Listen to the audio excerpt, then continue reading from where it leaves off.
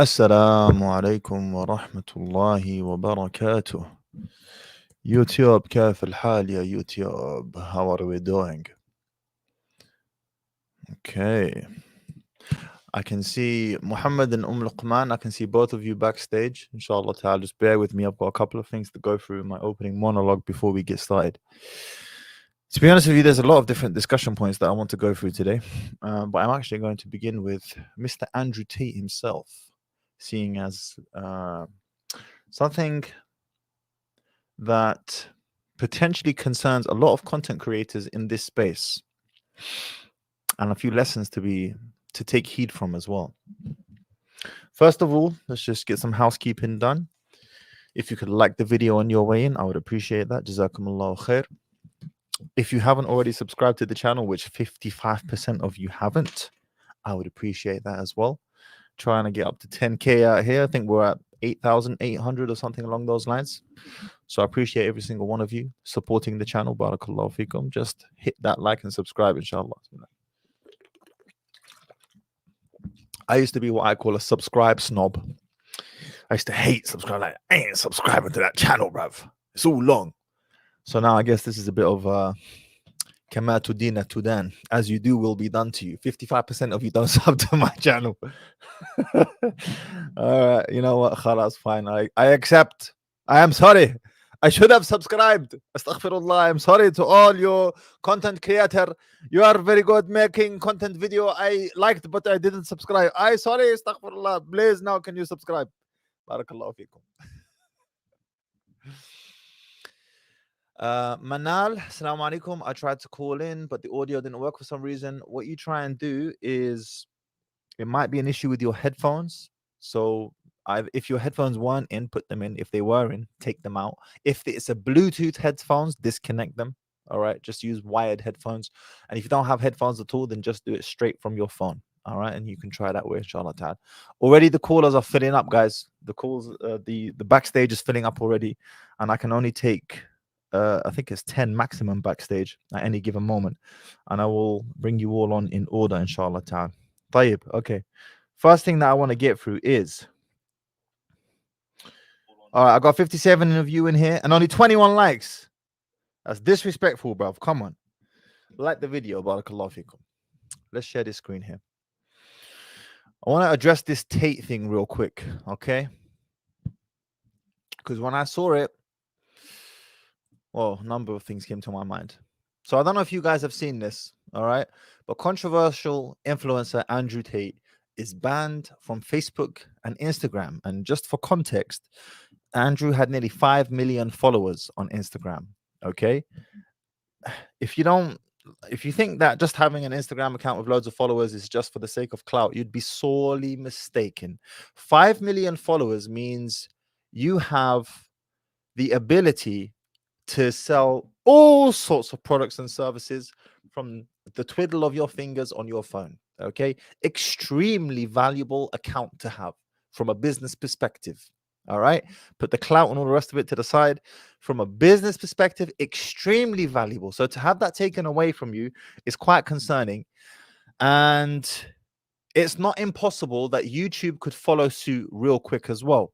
So I was on his YouTube channel just now, and his channel is still up, but check this out. Let me show you this.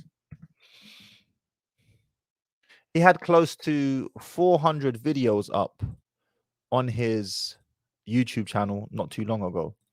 All right, I had a look at his channel to see if his channel was even still there, and you can see he's removed a whole bunch of videos. All right, about 130 videos have been removed. Why is this relevant? I'm going to get to this in a moment. Andrew Tate is not a Muslim, from what I understand anyway. I know he has flirted with Islam. He has expressed a number of positive sentiments towards the religion, but to my understanding, he's not a Muslim, okay? So he is not exactly an example for Muslim men to be following from a perspective of, is he an ambassador of the Islamic religion? No, of course he's not. But he says a few things which are in line with the religion, you know, just to do, honestly, it's basic stuff. But because we live in such a retarded time that it sounds quite novel and like a breath of fresh air. But the truth of the matter is, it's just basic stuff. Okay. And he also has a way of saying it as well. Here's what's interesting about clawing a space for yourself in the very crowded world of social media. In the beginning, you have to be controversial, extremely controversial, notorious. It's the only way to separate yourself from the rest of the crowd, from the millions of people creating content online. However, as you grow and you become more mainstream, you will have to taper, or you will have to censor yourself more and more and more, and you will have to be more and more careful of what you say. And I was explaining this to my wife just now, and this is why there are constantly new opportunities for new content creators to carve a space out for themselves as well. Always. Why? Because when you become big, you have eyes on you, scrutinizing your every single move. Very powerful eyes. They're eyes of platforms that own you. The truth of the matter is, if you're creating content on a social media platform, you are their bitch. Period. My channel included. I had 6 TikTok accounts removed. TikTok's the worst, the absolute worst for censorship. So they own you. What does that mean? It means the bigger you become, the more careful you have to be with what you say. And you will quite literally start censoring yourself. I sometimes censor myself. I check myself in my head. Should I say it this way? What will it trigger the algorithm? Why? Because you're scared to lose what you've built. It's a natural reaction. And this is why, if you look at this from a business perspective in the entrepreneurial world, there will always be new entrepreneurs that will come along and disrupt the old order. Why? Well, an entrepreneur comes along, creates something new, disrupts the old order, okay? And then they become the new established order. But then what happens when you become successful yourself? Well, you become scared to lose what you've built. So you go into a state of a protective state. You want to protect what you've built. Now you actually have something to lose, which means what? You're less inclined towards taking risk, which means what? You're more likely to stagnate and get left behind by the new wave of entrepreneurs who have nothing to lose and are willing to try anything and everything to scratch out a space for themselves in the world. And that's just the way life goes. Rise and fall, round and round. The merry-go-round goes round and round. Dinya dawara, we say in Arabic. Life is like a circle, up, down, up, down, up, down. Everyone has their time. Nations rise, nations fall. New people rise to prominence and then they fall. On and on, round and round. So then you start censoring yourself. But with regards to Tate in particular, I mean, I want you to have a look at the language used in this article here. Yeah, I don't want to say their name. You can see the link already at the top there. Yallah, Sky. Khara Sky. Controversial influencer Andrew Tate has been banned from Facebook and Instagram for violating its policies around dangerous individuals, the parent company Meta has said. For those of you who saw Tate's official Instagram account, Cobra Tate, it's just lifestyle. It's cars, it's girls, it's funny jokes. There is absolutely nothing dangerous on that account at all, other than his promoting his munkar and fasad and all of that. But he doesn't actually talk about anything controversial on his Instagram accounts. It's just lifestyle. So right off the bat, that statement is incorrect. He does his controversial stuff on his business account and his YouTube account.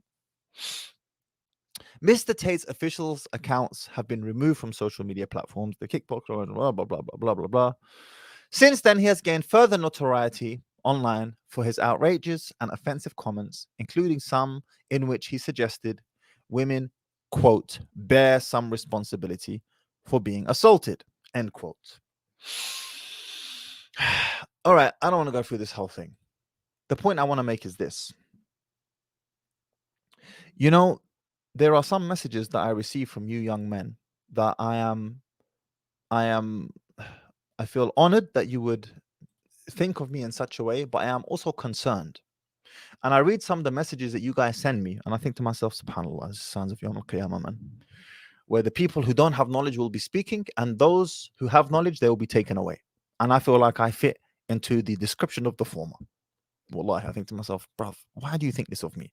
And there's a few things here. Either, there's a number of different scenarios. Either I'm suffering from a severe case of imposter syndrome, or I really am an imposter, or at least to a degree, or young men have been so heavily suppressed in their masculinity that these few things that to me are quite basic that I talk about online here, that is just quite simple stuff, it's like a revelation, because young men have been so deprived, raised as defective girls, as Camille Paglia, as Camille Paglia said. Raised as defective girls. So they hear this type of stuff. They're like, yo, man, that sounds legit. And I'm like, bro, this is like light work, bro. This is minor stuff. Please don't be impressed. I feel like a massive imposter. Don't be impressed with this stuff. This is just basic stuff, you know? And it's interesting because I was having a conversation with a senior doctor who works in, okay, let me just leave it there. He's an endocrinologist, senior doctor. And he said to me, you know, Mahdi, I agree with a lot of the things you're saying. I even agree with the no strings nikah side of things. Lo and behold, yes, I agree with the no strings nikah. But he said, if you want to share anything that I share with you, do not quote me. I need to remain anonymous. Why? Why? Because he has a lot to lose. He's a senior doctor. God knows what could happen if he comes out and starts talking about this stuff that we talk about online. He has a lot to lose. And obviously, that makes opportunities for content creators like myself who don't care, who frankly don't care, to be able to speak and talk about these things. But the reason why so many of you have been deprived of hearing what is frankly quite basic stuff, I consider it basic stuff, the content that you have consumed on my channel, is because of, number one, censorship. Number two, self-censorship. People are scared to censor themselves. I even censor myself. That's the degree at which it goes to. And then number three, those who are more qualified to speak, they have something to lose. Even in the Muslim world, even the da'is, even the celebrity da'is that you see online, if they start, you would be surprised how many of them share the sentiments that they see on my channel. You would be surprised at the names if I quoted them to you. You would be surprised, but they have too much to lose. And the mafsada, the harm, outweighs the maslaha in their mind, the benefit. So they're like, you know what, Mahdi, you keep doing you keep carrying on. We don't want to go down this route because we feel like we're going to lose too much. And the harm is, the benefit is outweighed by the harm. It's interesting times. Luqman, Assalamu alaikum wa rahmatullah. Wa alaikum assalam wa rahmatullahi wa barakatuh. How are you, sister? I'm good, alhamdulillah. How are you? I'm good, alhamdulillah. Tfaddali, sister. What you got for me? I am friends with your wife, Mona, actually through Instagram. So I was just discussing with her, and I've been speaking to her about her experiences and like the controversy that arose with the whole birthing and like should men be in the birthing place. So I was just sharing with her actually because I had a baby just like 2 months before her actually. And the ironic thing is I was telling her my story when I gave birth about how I gave birth alone at home. And so I was telling her my experiences. My husband wasn't around or anything either, and I didn't have my midwife with me.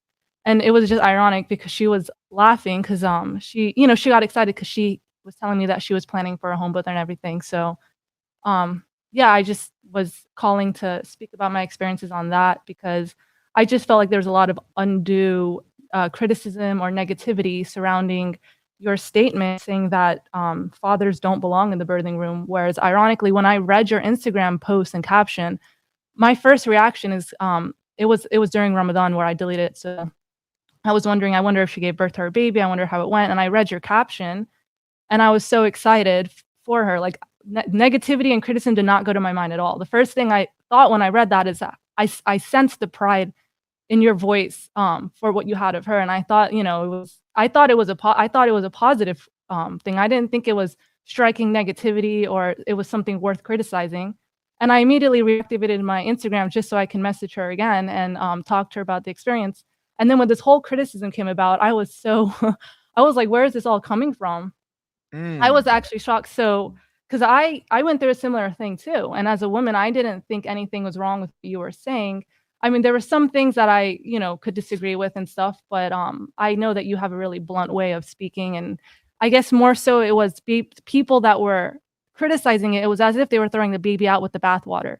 Sure. Yeah, like, yeah, you could have probably said it a little bit nicer, but that's just the way you speak. You're a very blunt, raw person. You just get straight to the point, and you're not really one to sugarcoat things and make it all look nice and daisy and dandy and stuff. So, but if you actually stick to the substance, I don't actually disagree with anything you said coming from a woman's point of view. So tell me then, sister, tell me, and for those watching, by the way, the post is on the screen right now. You can see it there, the post that the sister is referring to. This post got over 4,000 comments. That's more than I've got followers on Instagram. That's ridiculous.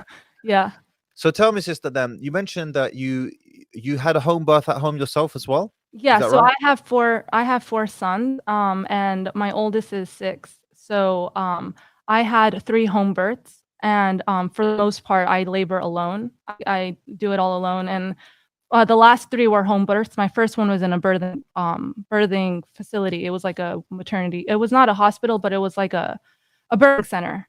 Okay. And so I had home births after like my second, third, and fourth. I had home births, and I book a midwife, but usually just I just like to prefer staying in a room alone. And for the past 2, she didn't make it in time either. But usually I never want my husband around me when I'm laboring. And actually, Why is that? Tell me, why is that? You just so said just now, you just yeah. said just now you don't want your husband around you when you're laboring anyway. Tell me why. Yeah, and the reason for that is for my first labor actually, we were in a foreign country, so we're American citizens, and we were actually living in a foreign country. We were trying to live in like in a Muslim country. Neither of us spoke the language or anything, and so we didn't really know anyone besides each other. So he was with me during the labor because he just wanted to keep an eye on me, and that was a decision we made. And I wanted him around because it was so unfamiliar. I didn't speak the language of the people, and so he didn't also want me to be in a state where he didn't have control, because he wants to make sure I'm safe, that everything's going well. It's his first child, but it's not necessarily because he just felt like, oh, I need to experience this beautiful thing or anything. It was just more so he wants to make sure I'm safe and that no one's going to take advantage of me or anything. Of course, of And course. so he was with me, but he had a lot of like, men, when they see their wives in that state, it induces a sense of, I need to help her, I need to save her, I need to fix something, I need to do something. That they're very control based. And Interesting. so what happens is when men are like that, they have a lot of adrenaline going through them. And so women can sense that. They're empathetic. I'm very empathetic towards how my husband feels, and I could sense his anxiety or his need to do something or the need to try to help. And his adrenaline was preventing me from producing the hormone of oxytocin. And oxytocin is the exact hormone needed for a woman for her labor to go and progress, and to, for her labor to progress. If she's not producing oxytocin, her labor just does not progress, and it gets in the way. And what happens is the labor becomes longer, more painful, more difficult. And oftentimes, if it doesn't progress, they might start introducing things like Pitocin and things like that, which can lead to way more side effects. And the funny story is, there's a French obstetrician, and he actually, he's known for this. He's a very popular obstetrician, and he's the one who sort of transformed birthing in France and introduced like a more home-like environment in hospitals. And he actually says himself, he's attended like thousands of births probably, but at least hundreds. And he said so himself that he does not advocate for men in the birthing room for this exact reason. And Wow. yeah. Okay. And so he's saying he argues that men in the birthing room is actually what has increased C-sections in the UK. Because Men in the birthing room is what has increased C-sections in the UK. Please explain to me how. Because of this preventing the release of oxytocin. Is that why? yeah, and so yeah, exactly. He says that they have, he says that it increases a woman for it prevents her from progressing in labor. So what ends up happening is they have to, and they believe that, okay, we need to give her Pitocin, all these things. And oftentimes it makes the labor way more, Pitocin is a synthetic oxytocin. And what happens, it increases, it makes the contractions way more intense, way more painful, way more this and that. And so it can have side effects on the baby's heart rate, on the mother's heart rate. And so he argued that all of these unnatural things is what actually leads to these emergency C-sections. And, there's also, obviously, there's counter arguments to what he's saying, but I just wanted to give light on his point of view because he is experienced and he has, knowledge on all what he's doing, and he's talking from his own understanding, and he's a professional. It's not like he's just some person that's just saying this out of his out of thin air or whatever. He has experience, and he said I watched an interview with on him once, and he actually said that from his experience, when men are in the room, and then as soon as they walk out, usually the woman calms down and suddenly the labor progresses. And from experience, this happened to me because my labor was not progressing. And my husband, we were in the the birthing center. And right next door, there was a masjid. And my husband was the kind of person that as soon as he heard the adhan, he had to attend to it. So the adhan for Asr went off, and he looked at me, and he was sort of in a dilemma. Should I go pray at the masjid? It was right next door. He could walk and come back. Or should I stay with you? And I was like, just go pray. Just go to the masjid, go pray, and come back. And as soon as he left, my labor just progressed instantly, and I gave birth like while he was gone. And he wasn't there for any of it. And I knew that, I knew what this French obstetrician said. And I started with, okay, that was, to me, I was like, okay, that wasn't a coincidence to me. That wasn't just something like, Allah just allowed it just as soon as he was gone. That I felt at ease suddenly. I felt like comfortable. Amazing. It was absolutely amazing. And it was not the reasons you were giving of like, you don't want to see your wife in that state or anything, but it was just for me, I felt more comfortable. I felt this is not something that this is completely new. This is news to me. This is completely news to me, but fascinating nonetheless. Like I didn't know this, that a woman's labor progresses more easily and faster. Yeah, because she needs oxytocin, and the man he naturally comes with adrenaline. He naturally comes with this like fight or flight. I mean, this fight tendency. He's not, most men, if they're a real man, they want to fight and get control of the situation. And you can sense that anxiety on him, even if he's calm and his face is, stoic. You can sort of like tell that he's in a sense, he's useless in that room. Like, what is he going to do? Even my husband was trying his best. He was like, do you want water? Do you want this? Do you want that? And I actually just told him, like, I'm not a rude person. I'm very kind to him, but I literally just told him, like, really stern face. I was like, you need to shut up. Like, I don't usually speak that way to him, but he was annoying me, and he was treating me in the sense of like, he wasn't really understanding that like him trying to help me was actually annoying me. And I told him, you need to like just shut up and go away. Like, just, I told you guys, men are useless in the labor ward, bro. Yeah, they really are. I did not want him like help. He was trying his best. He was being very sweet, but I don't need sweetness in that moment. I don't need him telling me like, do you want water? Do you want this? And yeah, maybe some women might want that, but I just wanted to give him a point of view from a woman who just is telling you like that is not what I wanted, because people make it seem like all women want their backs rubbed and their pillows fluffed and all that stuff. It's like, no, labor is a very primal thing for women. Like they need to go into a very primal state.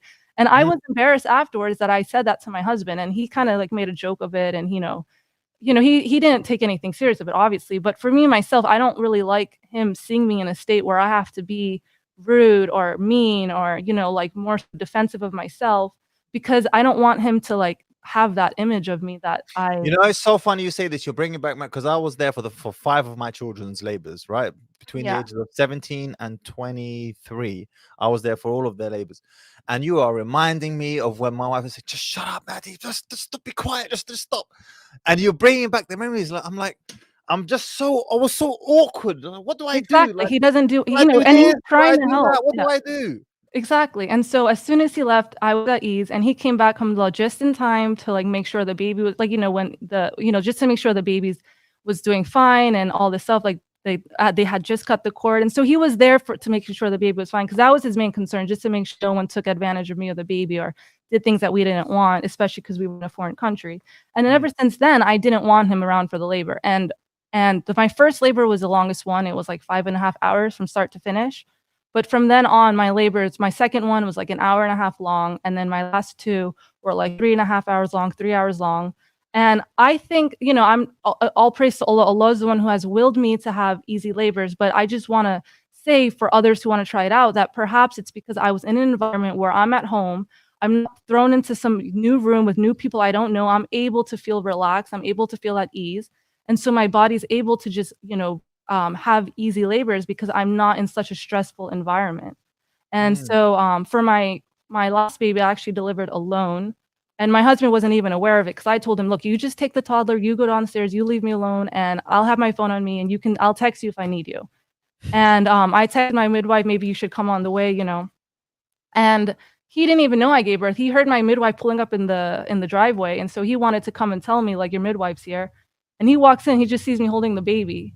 And he was like, is that the baby? I'm like, yeah. And he was like, oh my goodness, like only you would do that. But it was it's not, people make labor out to be this like such, like, yeah, like it is very painful. It is, it's very stressful, but it's like our bodies were meant to be able to handle this in a sense. Like, and to me, it's a very, it increases my iman because the whole time when I'm labor, I know all I can do is just turn to Allah and ask Allah to make it easy. And I'm just in remembrance of the surah where Allah subhanahu wa ta'ala talks about Maryam and how she's giving birth to Isa alayhi salam and how it's very painful for her, but she calls out to Allah. And I just feel like we're removing the understanding that Allah has created us able to handle this and not to make decisions based on fear. Based on fear of like, something's going to go wrong, fear of like someone needs to be there, or fear of like they make it seem like if your husband's not in the room, your husband doesn't love you. Let me ask you a question, Luqman. Let me ask you a question. Sure, no problem. Because I'm remembering now that actually you had a conversation with my wife and you mentioned something along the lines of, with regards to one of my comments that I made with regards to, now let me just self-censor myself quickly so I can find the right words. No problem. With regards to disciplining one's wife. You had some very interesting points of view, and feel free to not censor yourself. Okay, yeah. Well, I don't also want to get any hatred or anything, but I'm just speaking, because I think that a lot of women who do have views similar to, I guess yours in a sense, don't speak up, or maybe they're just not known. But I was telling your wife that I am actually in favor of the concept of domestic discipline, and what that is I just do believe that men are the one who are in charge of their wives and they have a say over their wives. And I believe this is the Islamic way. This is the Sunnah. This is not something, Islam does not promote this feministic idea that men and women are. What was the word that you used just now? Domestic discipline. Yeah, domestic discipline. I'm in favor of domestic discipline. What does that mean? Please, what does that mean, Luqman? Please tell me. What does that mean? Well, you can have negative discipline and then you can have positive discipline. And I am in favor, first, obviously, always do things positively, of going with domestic discipline, which is basically just having corrective consequences, letting your wife know there are corrective consequences to her action. I like, these are excellent words. Well, I'm going to take these words down, I'm going to write them down. What corrective consequences? MashaAllah, I need to learn these words. Tayyib, what does corrective consequences mean? Well, it's different from punishment necessarily. Like you can have punishment, which is more so just a penalty for doing something wrong. Or you can let your wife know there are corrective consequences to her action, which is just letting her know. It's more so an approach that allows her to know that if she does something, she's not going to get away with it. It does not mean it has to be abusive. It does not mean that he's a sadist and that he seeks pleasure in harming her or humiliating her. But it's just letting her know that when you take a certain course of action, there are consequences for those actions, and you're not just going to get away with it. And I support this because I do believe that being a husband is similar sort of to being a mom to children. Like, that might sound controversial. Let me just hang on that. That being a husband is similar to being a mom to children. Please explain that for me, sister. What I think is that like the same way that moms have to guide their children to correct understanding of how the rules are in the household and how they should behave. I strongly believe that a good righteous husband, I'm not talking about, some slum or some lousy men, but a good husband, a good man is meant to guide his wife and to correct his wife to be to be a woman that Allah, that Allah has set forth for her to be, and it's his responsibility and duty to correct her, because women don't have these same kind of natural. They're very emotional. They see the world in a different light than men do. And so they're men are more judicial. They have more understanding of like right and wrongs and consequences, and they are the disciplinary ones. They're supposed to be the disciplinary ones. Today, we don't really see that because the roles of a man and woman are so blurred. We have all this LGBT thing going on that we no longer know what it means to be a true man and a true woman.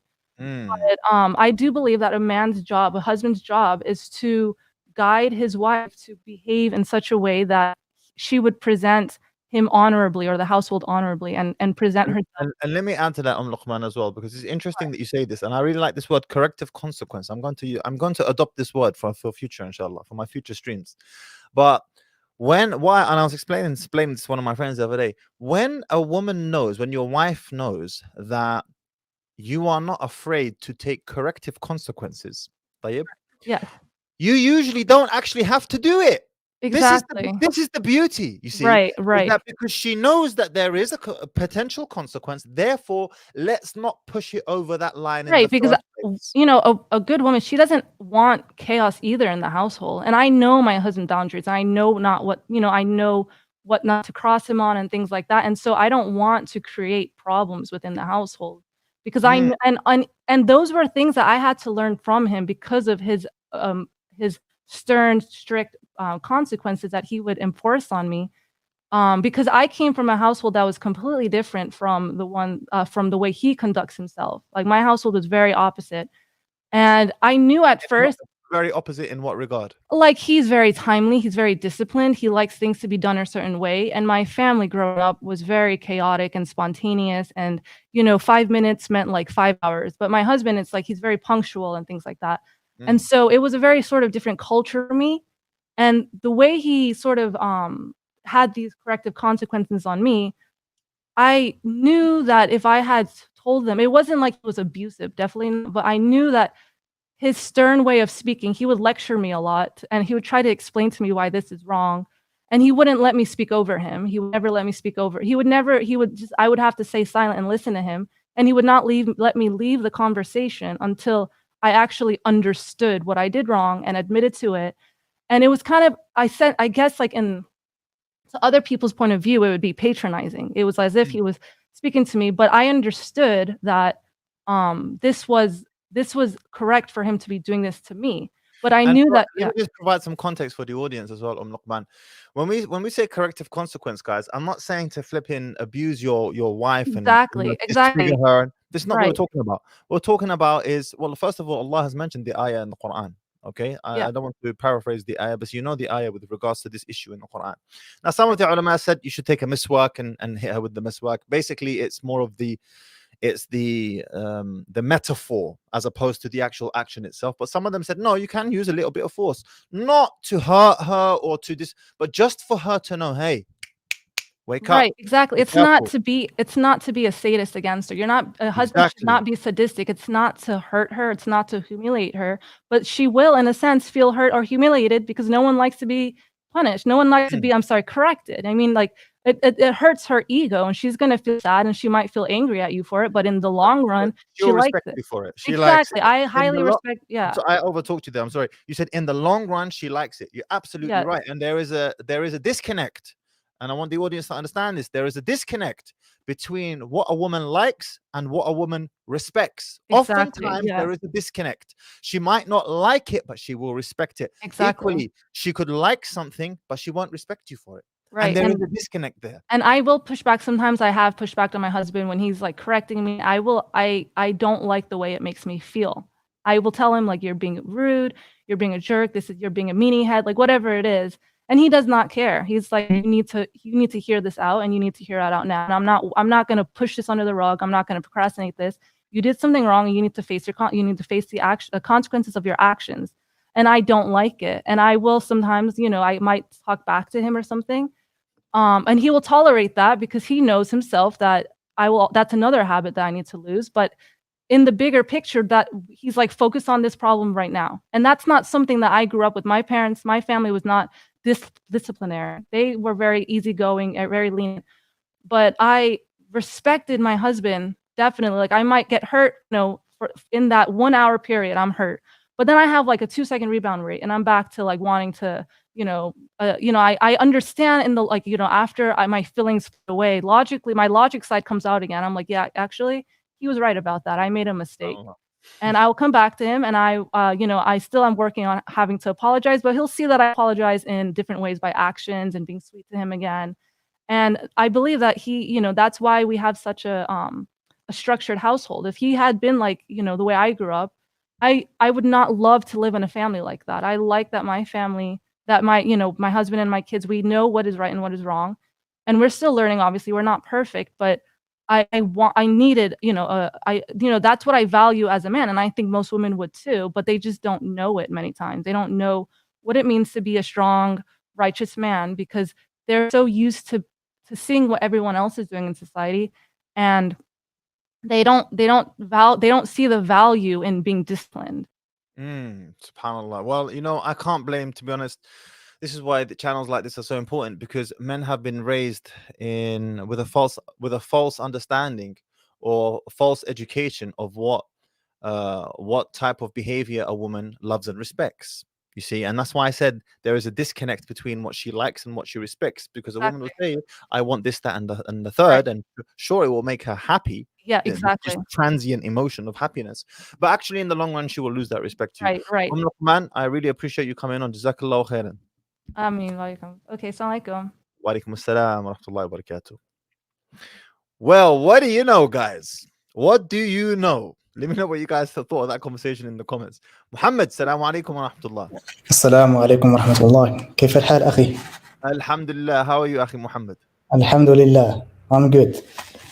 Bismillah, No, Akhi. this is the very first time I speak to you, so it's a pleasure. I appreciate it, Akhi Muhammad. Jazakallah khairan. I have one question. So everyone is like speaking about what kind of a woman you have to look for in order to marry. But no one actually speaks about how you actually find this woman. What are the approaches you want to take? I will give you some background.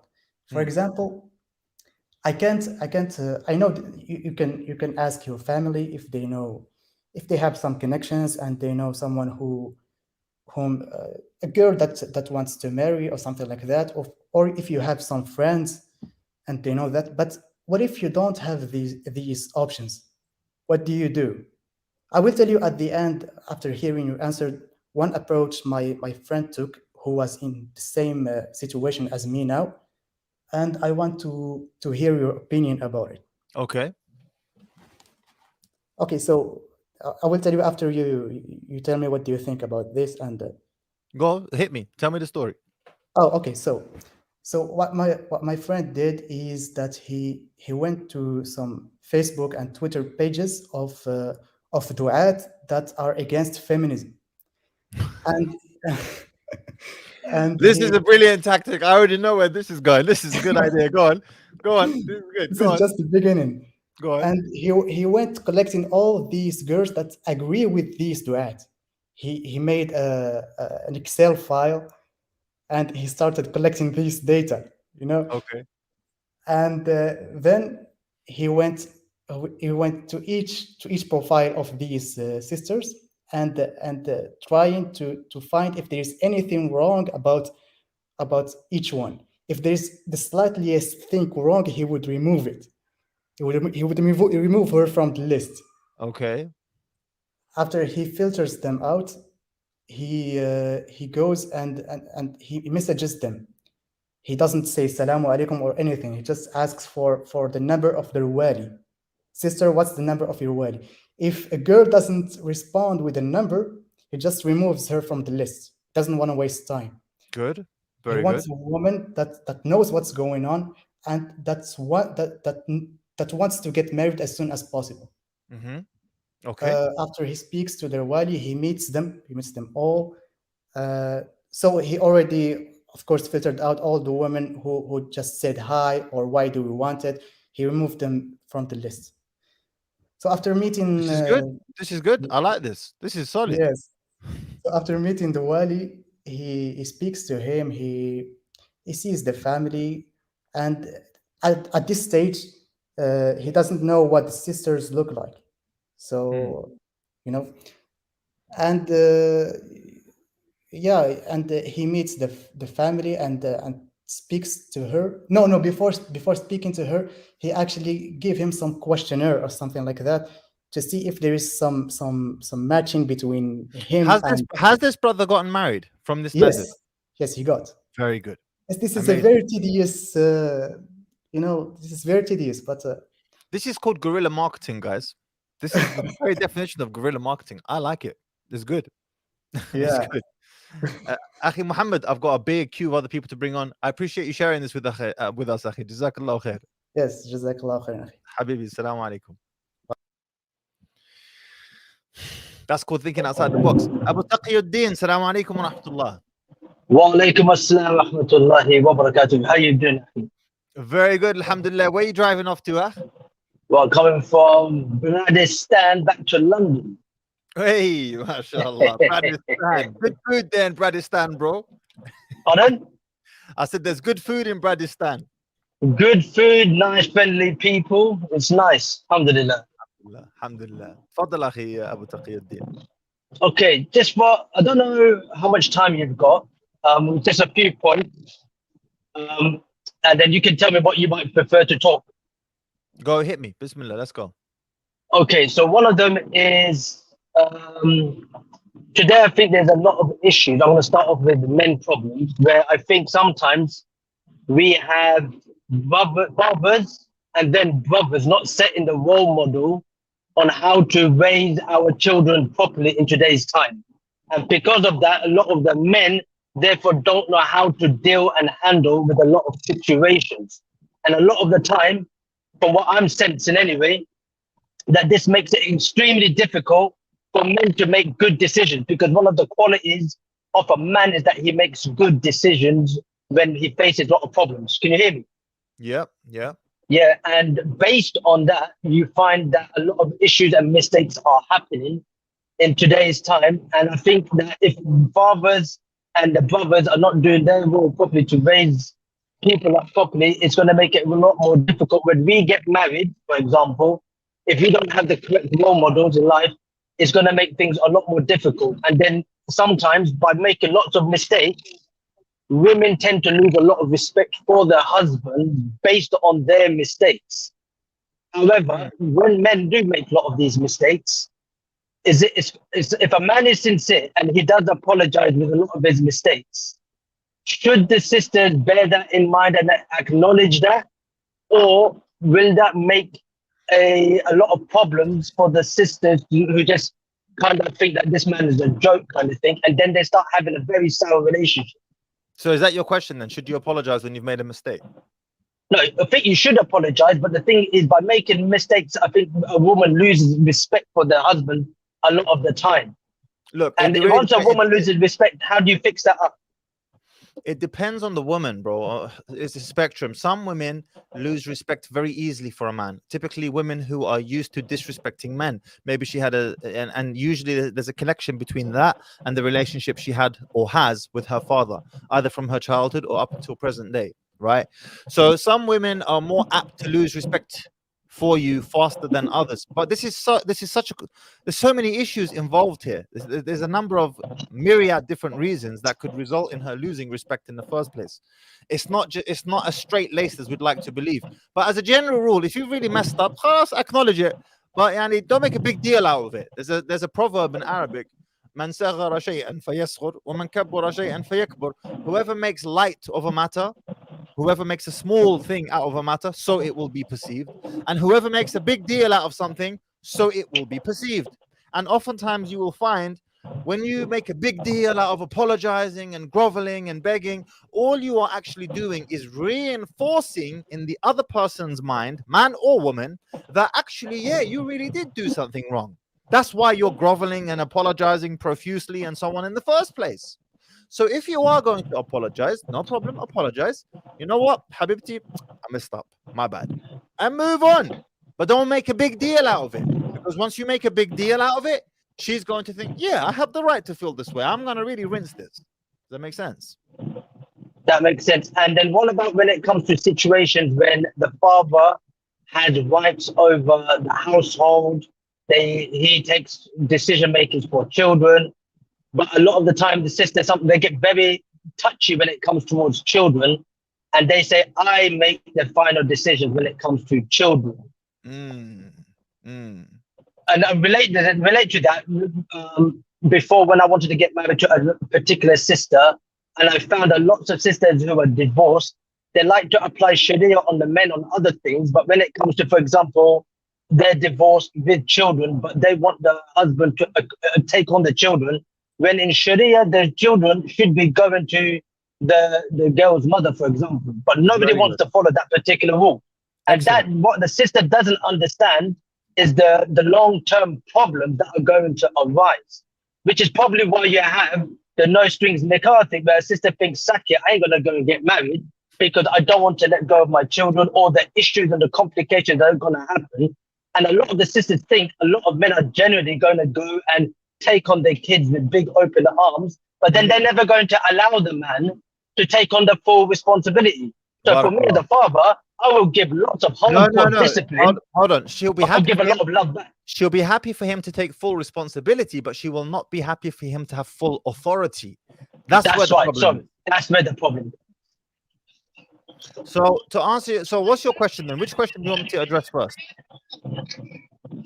I forgot the first one, but the second one is, obviously, I think it's a generic point where I think a lot of sisters today should understand that in the Sharia context, if they do want to get married again and they want to have a better, successful marriage, but the children have a more better love without staining the relationship of her new marriage, this is a concept that I think is completely forgotten, that I do believe that the sisters should, when you go and get married, you take on the full response. You should be able to pass it on unless there's no other option. Yeah, I mean, to the sisters who have children from a previous marriage and they want to marry again, I'm just going to mute you for a second, Akhi, because there's a lot of echo. As the brother Abu Taqiyuddin has mentioned, is that the Sharia requirement upon you is to give those children back to the father if he wants them. And this is especially the case, by the way, if he has daughters. And let's put the religion to the side for a moment. You know, the number one cause of children, specifically girls, being, let me choose my words carefully, being mistreated in a sexual manner by an adult man, the number one cause for this is the presence of a stepfather. Do you know they are 100 times more likely to be mistreated in this way with the presence of a stepfather than without the presence of a stepfather or any other reason?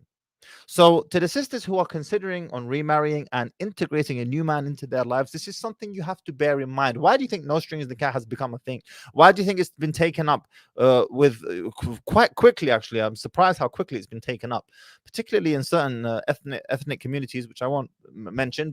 I'm really surprised how quickly it's been taken up, even though I knew that. I had a feeling this was going to be the case. It's because a lot of women can see this, like, you know what, I've been married twice before. I've got these kids from 2 different baby daddies, and I've got a couple of daughters. One of them's about to hit puberty. One of them just got her period. Do I really want to bring a man into the house right now? I'm not too sure about that. My daughters are about to come into their prime. I'm leaving my prime. Do I really want to deal with this right now? It takes a man of a particular substance to be able to maintain himself properly. And if you don't believe that and you think that it's normal for a man to be able to restrain himself and so on, then you are not paying attention to the stats. 100 times more likely for a girl to be, the stat was a child, but usually it's girls, to be mistreated in this way with the presence of a stepfather. Don't underestimate this. Furthermore, your children are a burden. They're a burden to him.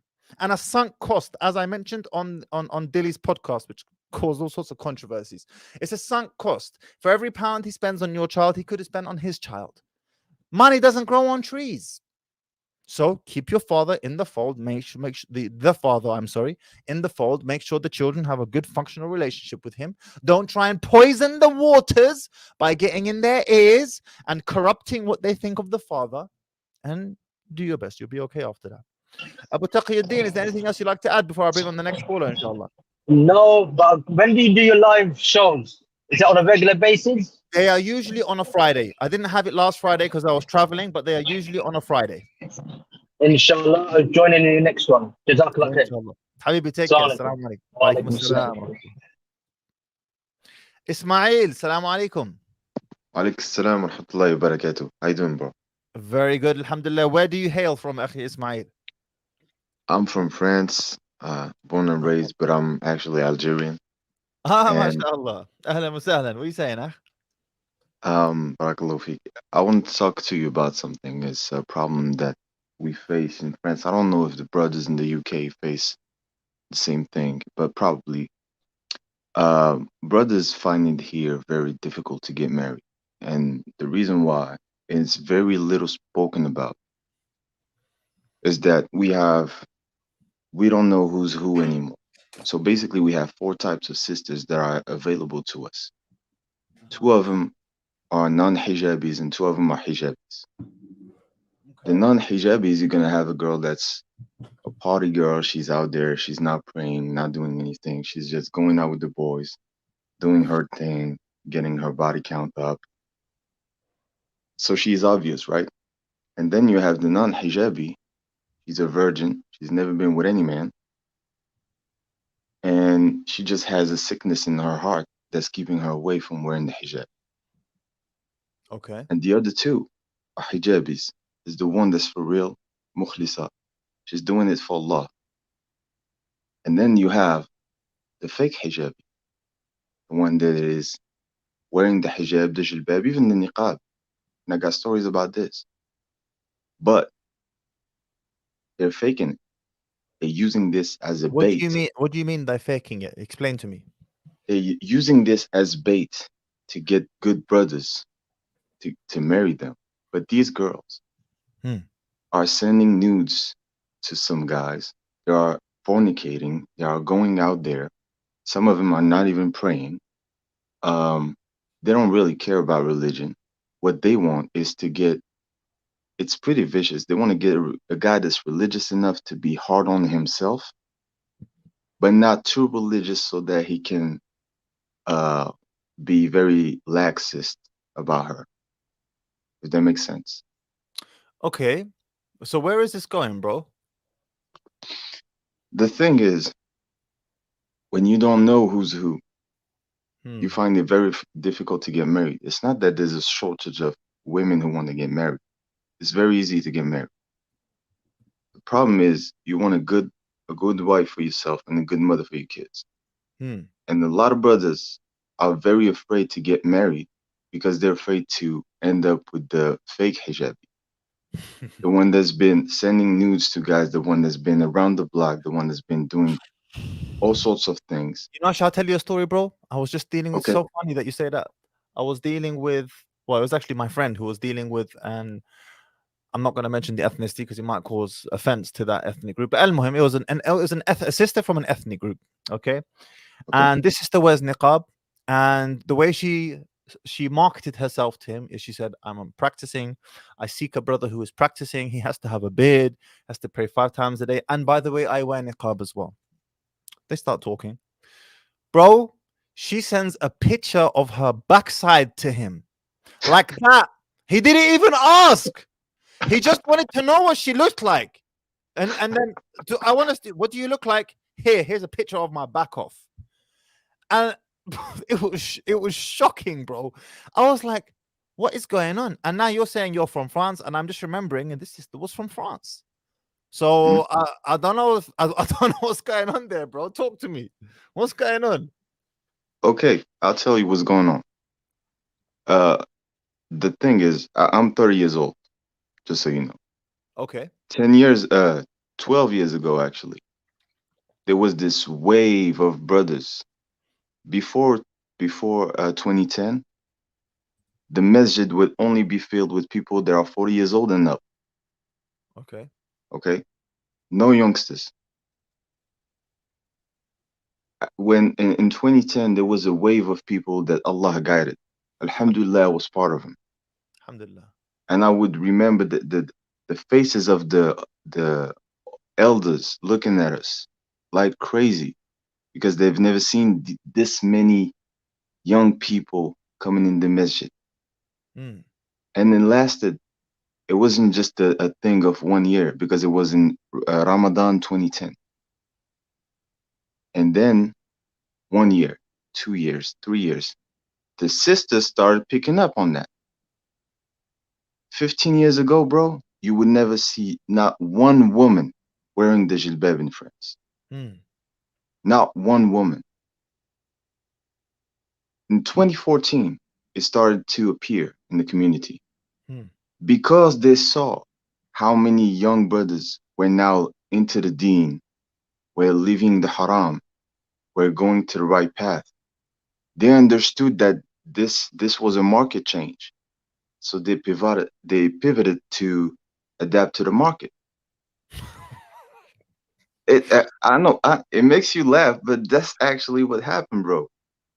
And the issue is, and now it becomes the brother that was not Muhammad, the guy who told about the brother who had the Excel spreadsheet with women that he saw online. Yeah. This brother is crazy, because I was on social media. I was heavy on Twitter. I was heavy on Instagram. And I was one of those, hard reforming brothers going crazy, that every girl that was a fake hijabi, every girl that was saying only Allah can judge me so she can justify her haram.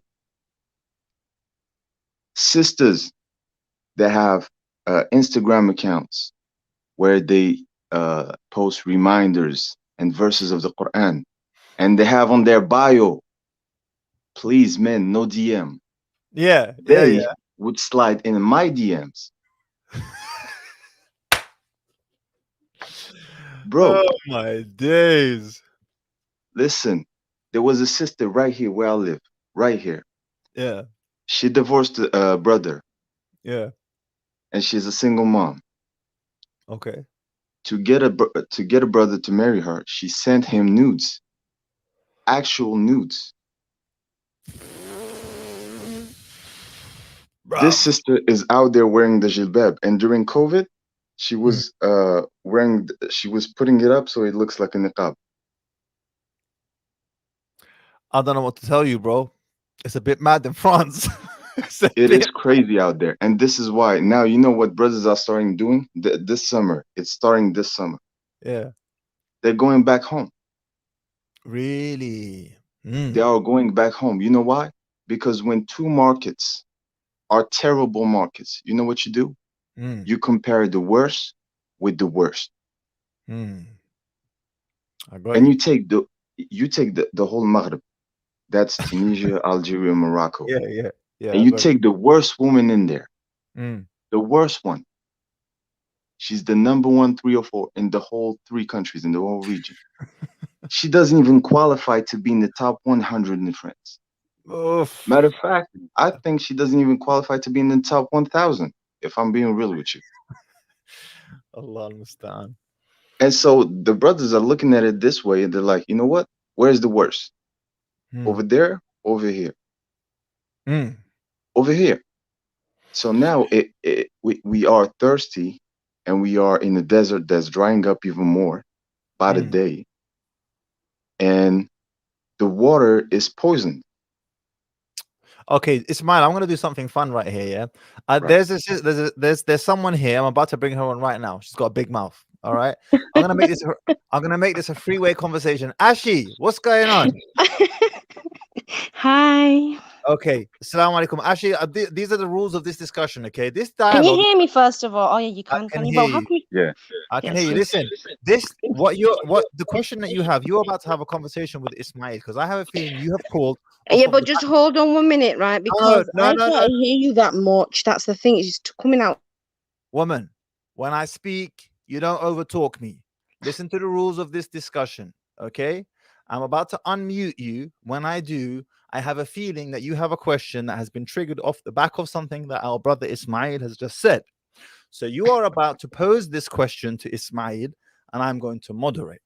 Okay? Tafaddali. Go. Shoot. No, I didn't have a question for him. I was just waiting in turn actually to ask you something. That's all. Okay. What would you like to ask me? Ismail, hang about there, yeah? Because I'm probably going to ask you this. Go for All it. right. Okay.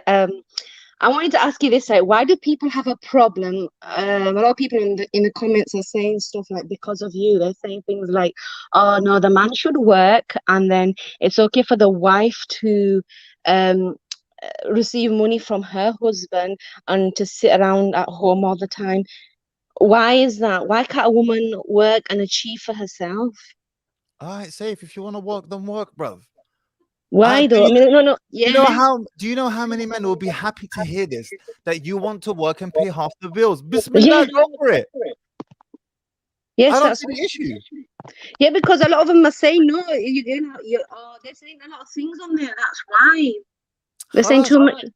listen, if you want to go and slog your guts out, I'm gonna have to mute you because there's an echo.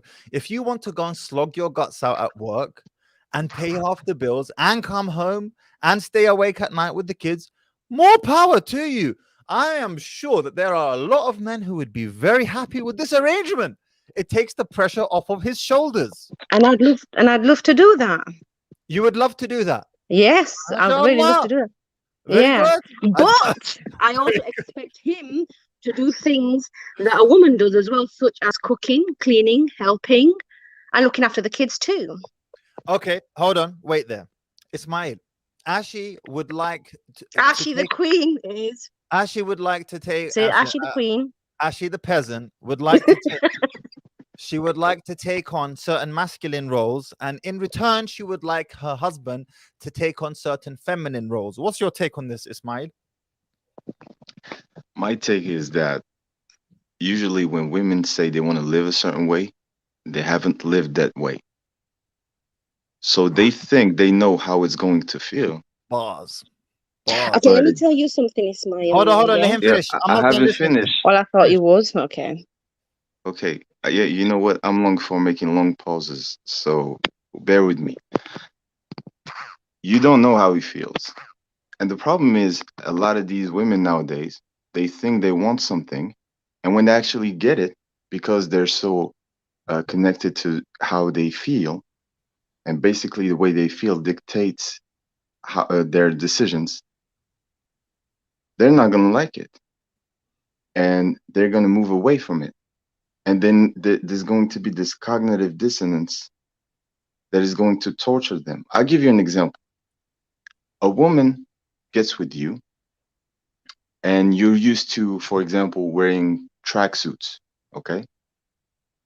And now she's asking you, hey, you know, you should wear suits, you should wear shirts.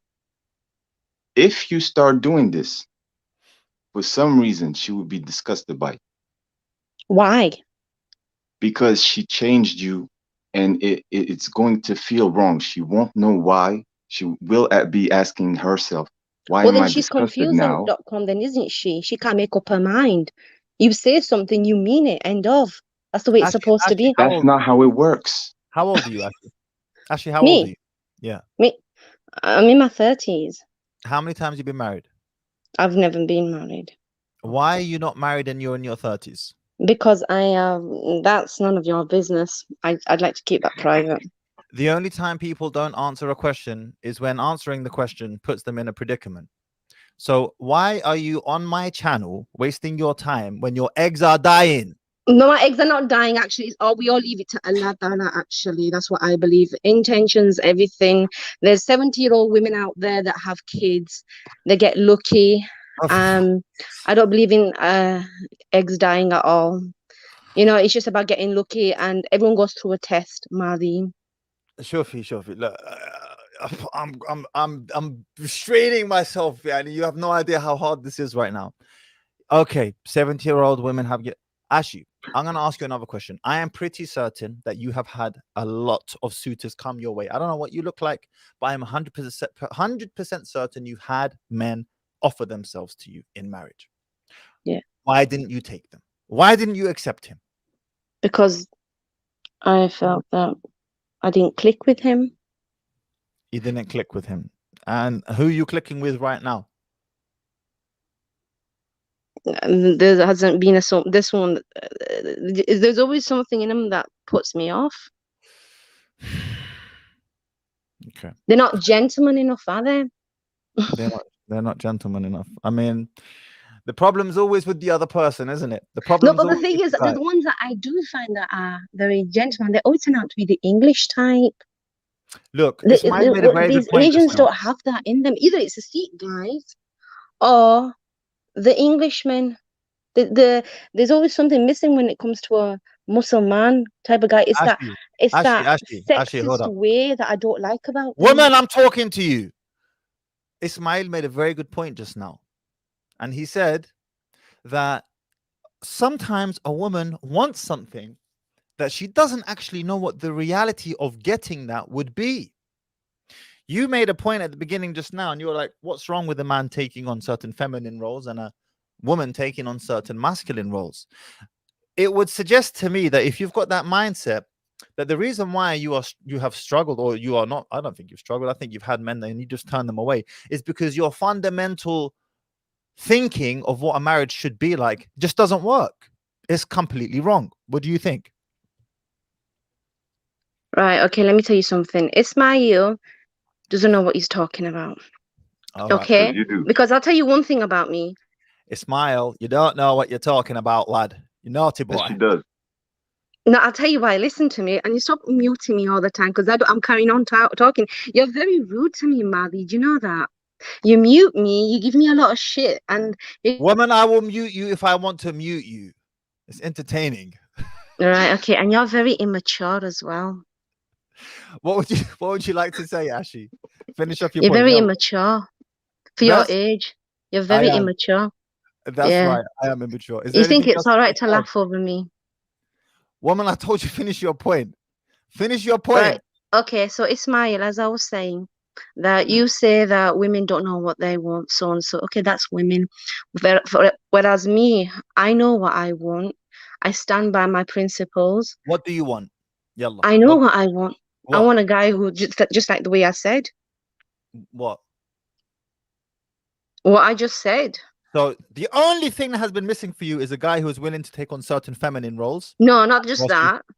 Oh, so what else then? He can't be sexist. I don't like sexism. I don't like stigma. I hate it. Actually, can I ask you a question? Because you've Yeah. been on this channel, hovering on this channel for the past year or so. Do you agree for the most part with the points that I make, or do you disagree for the most part with the points that I make? I think some of the videos that you've made, I think I could Listen get your to the facts question. right in it. The Listen- reason why. Listen to the question. Listen. The question is: Do you Should I largely have to mute agree? you? Do you largely agree with me or disagree with me? Disagree. So why are you here? Because I find Why some do of the you stuff. watch my stuff? And you've been here for the past year, bruv, pushing my content loyally. Why? Because what you do is that you tell other men, other young lads how to be, whereas I can make comments about it. Because if you're going to say something, why not me get your facts right when I can? Ashi, you said you're in your 30s, right? Right, yeah. Do Is you that know your what wife's cooking? Is it burning or something? Is that the oven? Do you know what that sound is? Yeah, the oven's on. Your wife hasn't switched it off yet. That is the sound of eggs dying. Marry quickly before what remains of your eggs die. Ismail Akhi, I tried to have a civil conversation. I wanted to do something different whereby you have a conversation, and actually you made some very good points. Barakallah feek. Jazakallah khair. Barakallah. I appreciate having you on, Akhi Ismail. Jazakallah khair. Wa anta jazakallah. Assalamu alaikum. Wa alaikum assalam wa rahmatullahi wa barakatuh. Right. Lucy Wynne Jones. I did not expect you to bring me on, but Assalamu alaikum and thank you for having me. I've got 3 Wa topics. alaikum assalam. Wa alaikum assalam wa rahmatullah. Pleasure. Are you a revert, sister? Yeah, I am. And yeah, I became Muslim because Islamophobia made me extremely curious. And I know like one of the issues was like from a young age, I was told, oh, Muslim women wear niqab, they're oppressed. And I'm just thinking like the Bible's patriarchal, like the Christian tradition is very patriarchal, just like the Islamic tradition is. So rejecting Islam over the patriarchy is silly. Okay.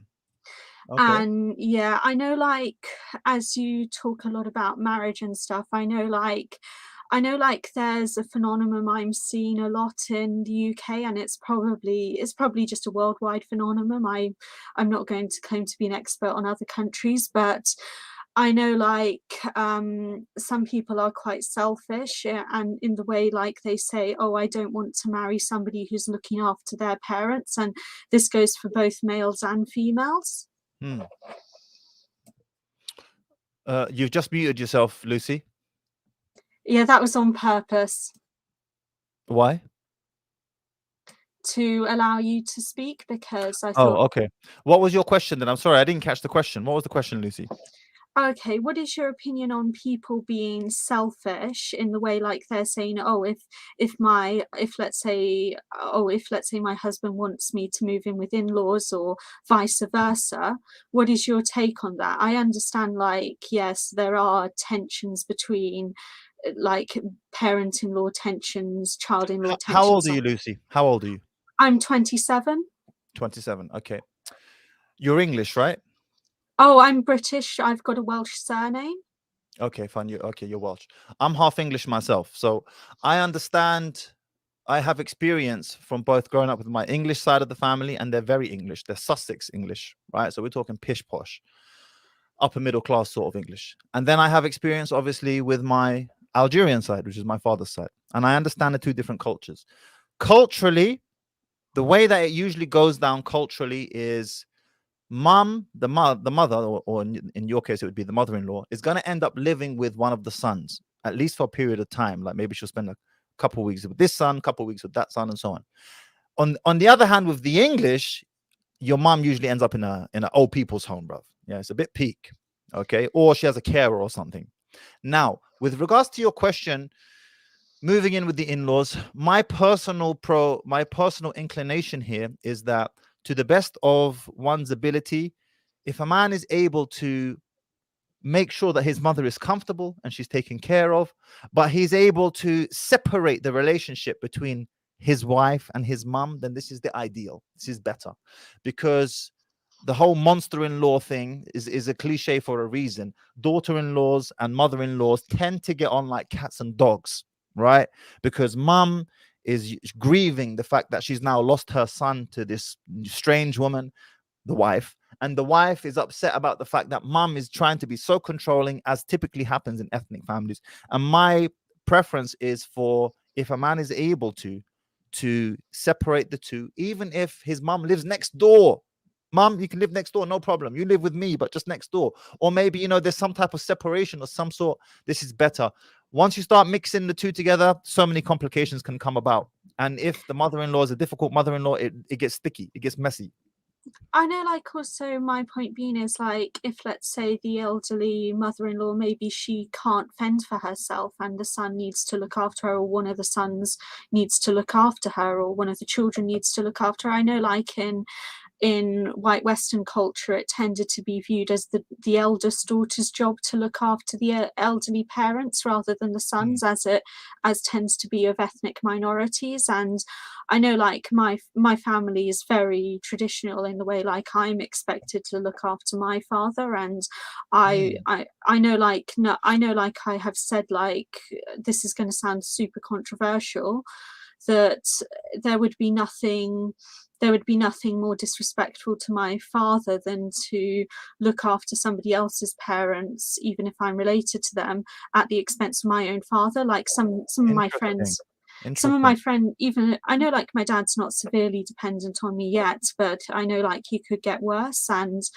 I know that, I know, like, it's not all an easy situation, but what I find is, like, I'm just thinking like people these days are just so selfish. Like, what is wrong with people? And also, it's just like, if there is a genuine need for somebody being looked after, then that's different than if, let's say, the parents-in-law and children-in-law are fighting and being silly. Have you found issues yourself when it comes to dealing with? So I'm assuming you're not married. You're not married, right? Yeah, I've never been married. Right. So I'm assuming this is a discussion that has come about with potential suitors, and this has been a thing. This has been an issue. Am I correct in saying that? I know, like, when I've put in a marriage CV that I look after my dad, some people are immediately put off because they probably think, oh, will she be willing to move in with my parents and stuff? And I know, like, on the issue of career, I'm needing to sacrifice my career for my father. And I know Is that your father a dependent? Is he completely dependent upon you? not completely, but I know, like, I'm reluctant to leave him alone in the house, and I don't want him doing any housework or barely any. Okay, so he's sick. He's like, what's he suffering from? He's suffering from PSP. It's a condition similar to Parkinson's, but not quite like Parkinson's. He has motor neuron problems. He has memory problems. He can sometimes behave like a kid. And I know, like, my dad would not be physically or mentally well enough to boss a son-in-law around if he ever has one. I mean, that's not an ideal situation to be in anyway. You don't look. Let me tell you this. When I got married very young. I got married at 16 years old. When I grew up with my father was very dictatorial in the way that he raised me. Right, very kind of like army sort of. The moment I got married, he was like, "Khalas, you're your own man now. Do you?" And I found that to be very interesting. And I admired actually how he was able to do that. And he said to me the reason why was, and he behaved the same with my sisters as well. He said to my sisters, "Khalas, you are your husband's responsibility now." And he said the reason why, Mahdi, is because if I get involved, I'm going to get too emotional, and that's not good for anyone. I'd rather not get involved and try and try and interfere with what's going. They're living their own life now. So bossing the son-in-law around, this is not an ideal to aspire to in the first place. Are you with me? Yeah, my dad is mentally unable to do that. Like, he doesn't boss me around enough. I know that's going to sound controversial, but yeah, and yeah, like, yeah. So but it sounds like if you got married, basically your father would need to be living with you, right? I know, like it. I know, like it. I know, like it. I do have other siblings that are younger than me. I know, like I'm willing to let my brother play the traditional role of breadwinner, and my sisters and I play the role of caregiver. But I just know, like, when the cultures clash and stuff, things can go a bit awkward. And I would say to any guy who's interested in marrying me, not that anyway, this is making me blush. I would say, like, yeah, I would be willing to move in with your parents, but yeah, we need to have clearly defined boundaries, and we need to make sure that things are fair. And I know like there was one of my friends that once suggested to me, "Oh, Lucy, you need to get a job. Why don't you look after so and so's parents? They'll pay you for it." And I was thinking, that's all the way in another part of the same country. It would require me relocating, and I was just thinking there could be nothing worse that I could do to my dad than that. You know, Lucy, I'm going to be honest with you. This is out of my wheelhouse. I'm out of my depth. This is a question that requires a lot more knowledge, both from an Islamic perspective and then from a cultural perspective, urf, from a number of different. I'm out of my depth. This is not something that I can help you with, I'm afraid. But you know, I'm sure you know which direction to turn to with regards to students of knowledge. And if you don't, you're welcome to message me on Instagram, and I can point you in the right direction. Or all my social media links are on my YouTube channel in the About section. But I'm reluctant to offer you any advice because I'm out of my depth. I don't know. It's a complicated situation.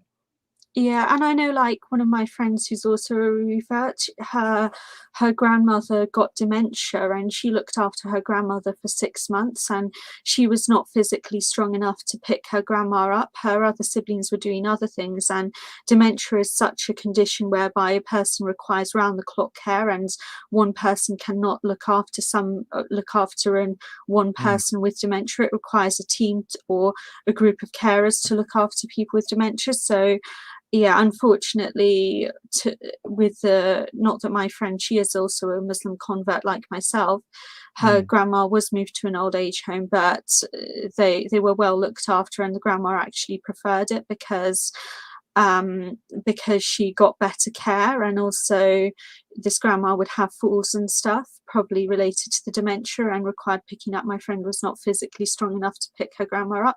Alhamdulillah, I'm physically strong enough to pick my dad up, so there's no need for my family to do something awkward to my dad. But yeah, it's just like, yeah, Lucy, this is what I'll say to you. This is what I'll say to you. You know, first of all, you have a very pleasant aura about you. MashaAllah. May Allah preserve you. And I'm very happy to hear, alhamdulillah, that you have embraced Islam off the back of hearing negativity about Islam. The irony. And it reminds me of the ayah in the Quran where Allah says, يُرِيدُونَ لِيُطْفِئُوا نُورَ اللَّهِ بِأَفْوَاهِهِمْ وَاللَّهُ يُتِمُّ نُورِهِ. And they seek to extinguish the light of Allah through this propaganda and so on. But Allah will preserve His light. وَلَوْ كَرِهَ الْكَافِرُونَ. Even if the disbelievers hate it. So I'm very happy to hear this. I'm reluctant to offer you any advice because I feel like I'm out of my depth. You are welcome to message me on Instagram and I can point you in the right direction. May Allah preserve you, sister. And may Allah reward you as well for the care that you are giving to your father. I mean, and Jazakallah khairan for having me. And yeah, I know, like, I did tear up, not that I was vocal about it, but that's how I'm feeling. And yeah, I hope that, yeah, I know, like, yeah, may Allah make it easy for us all to look after our parents. And with regards to the Islamophobia, if you're curious about that, I know, like, yeah, I know, like, it's just like, as I come from a practicing Christian family, people, every single thing I criticized Islam for, that was true of Christianity. And I know, like, also I did not believe in the Trinity, as it goes against the fitra, the human nature, to believe in the Trinity. So I would sometimes, there was, when I still considered myself Christian, I was debating somebody who also considered herself a Christian, and I said, she said, oh, in order to be saved, you need to accept Isa alayhi salam as your Lord and Savior. A'udhu billah.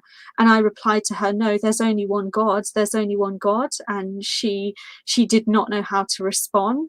And I still considered myself Christian, but the fitra was there protecting me. Amazing. Absolutely amazing. Jazakallah khair for sharing that, Lucy. I appreciate it. Shukran, sister. Yeah, okay. Thank you very much. Take care. Assalamu alaikum wa rahmatullah. Wa alaikum assalam wa barakatuh. I should have guessed she's Welsh from her name, Wyn Jones. Reminds me of the Welsh rugby player, Alan Wyn Jones. Pleasure having you on, sister. Jazakallah khair. Shout out to Rahim. Jazakallah khairan. Jazakallah khair for the 27.99 Canadian super chat, my man. Salam, brother. Hope you are good, Big G. Hope you remember me. I will remember you, Akhi Rahim, because you got a bad man G-Wagon in your display profile picture. MashaAllah. You know what, SubhanAllah, what Lucy said there just now reminds me of a story my mom told me. She said before my mom became Muslim, because she was a Christian before she became Muslim, she once made a prayer, you could say, to God, you know, what she believed was God at that time. And she said, thank you, God, for guiding me to the right path. This is when she was Christian. Then Allah guided her to the right path. SubhanAllah. Amazing. Jazakallah khairan, sister. I appreciate it. Akhi Rahim, my man, Rahim is the top G, bruv. You understand? Because Rahim is the first and only brother to throw out a super chat today. Jazakallah khairan, Akhi Rahim. Let's leave that up there for a minute. Salman and Noor, assalamu alaikum. Wa alaikum assalam, ya akhi. Can you hear me? I can hear you. What are you saying, Akhi? Yani, alhamdulillah, man. I love your channel, bro. But, yeah, shukran kathira. أنا بحبك قنواتك, you know what I'm saying? حبك الله الذي أحببتنا فيه. كلاماتي يعني شوية be careful يعني I make mistakes, bro. No worries, man. We all in the same boat, dog. We all in the same boat. Nobody's perfect, you know what I'm saying? So I was wanting to bring up this important issue. You know, polygamy is really important right now because a lot of women are, you know, turning out to be single, right? And on top of that, I think we should bring back the subject of milk al-yamin, the way we need to implement it in the modern world. Because I don't know how to say this, because, you know, the way that traditional scholars interpreted it when they went to Al-Azhar and studied in schools and all that, I think it's a bit more outdated. We need to implement it. And I'm working on a way that we can implement it in the modern world, because it's going to save us a lot of time when it comes to leaving women single. You get what I'm saying? If we go through the traditional marriage, which involves a lot of, you know, what do you call mahar and alimony and inheritance, right? The issue of milk al-yamin is forgotten. I think it's important that we bring that back up, You know what I'm saying? Like, for example, you said...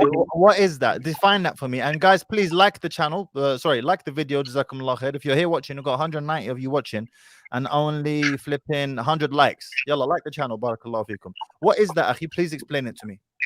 All right, so if we read the Quran al-Kareem, you see that Allah subhanahu wa ta'ala talks about ma malakat aymanuhum, what the right hand possesses. Okay. What you own. I have to rectify you if you don't mind. Yes, of course. Sorry? Yes, please, dude. Tfaddal. Yeah. So malakat aymanukum means what your oaths possess. Somebody you have a verbal agreement with instead of a written contract. A marriage contract is not written. Do you get what I'm saying? Because when you have a written contract, you deal with issues of meher, you deal with issues of alimony during divorce, and you deal with issues of inheritance during the time of death. And so to me, these things are an issue of fitna for me as a Muslim. Since I was 12 years old, I've been saying that, yani, I don't want to sign a marriage contract with any woman that I'm with, whether she's my girlfriend. Well, for a wife, you need it because in terms of inheritance, right? You look at the case of Muhammad Ali. The last wife he was with, she took all his money and deprived his son of a lot of his inheritance. Muhammad Ali, the boxer, you know what I'm saying? Yeah. And down here, I've been in Bangladesh the last 12 years. I had some major issues back in Canada. I'm actually a Canadian, but now I'm in Bangladesh. Down here for the last 12 years, I've had some serious issues I don't want to talk about now. And so I've come to the women down here are, compared to the West, I can compare the traditional women down here are extremely fucking greedy. Excuse my language, all right? Compared to the West. In the Western world... Tell me what you mean, bro. How? Like, greedy how? Tell me how. Because this is gonna annoy a lot of Bangladeshi brothers and sisters. You know that, right?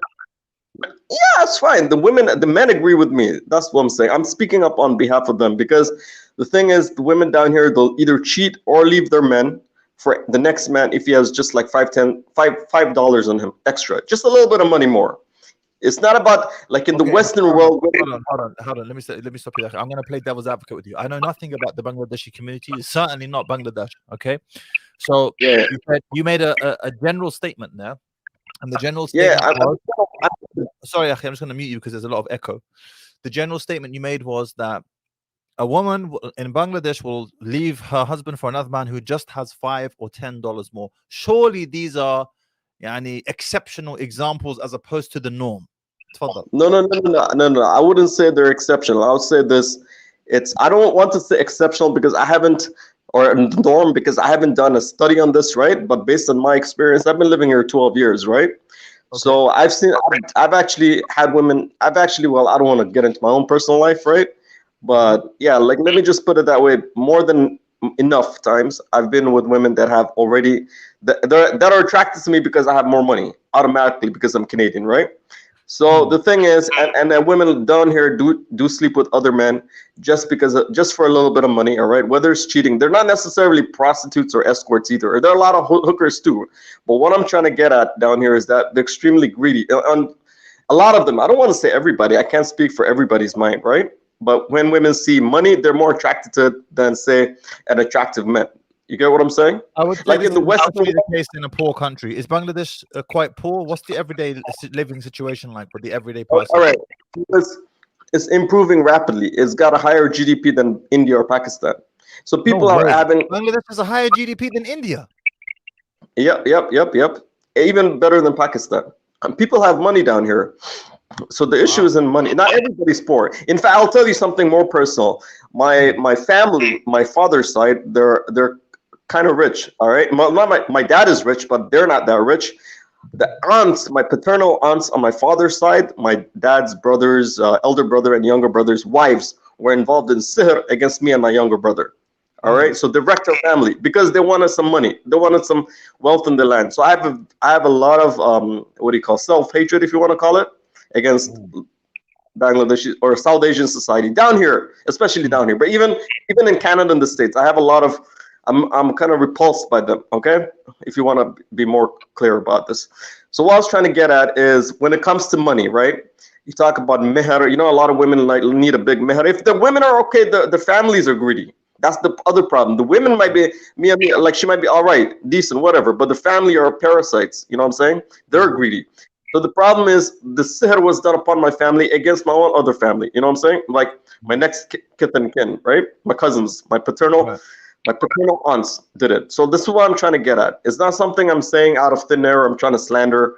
Like I have my own issues. I can't relate to the culture, all of that stuff, because I'm from Canada, right?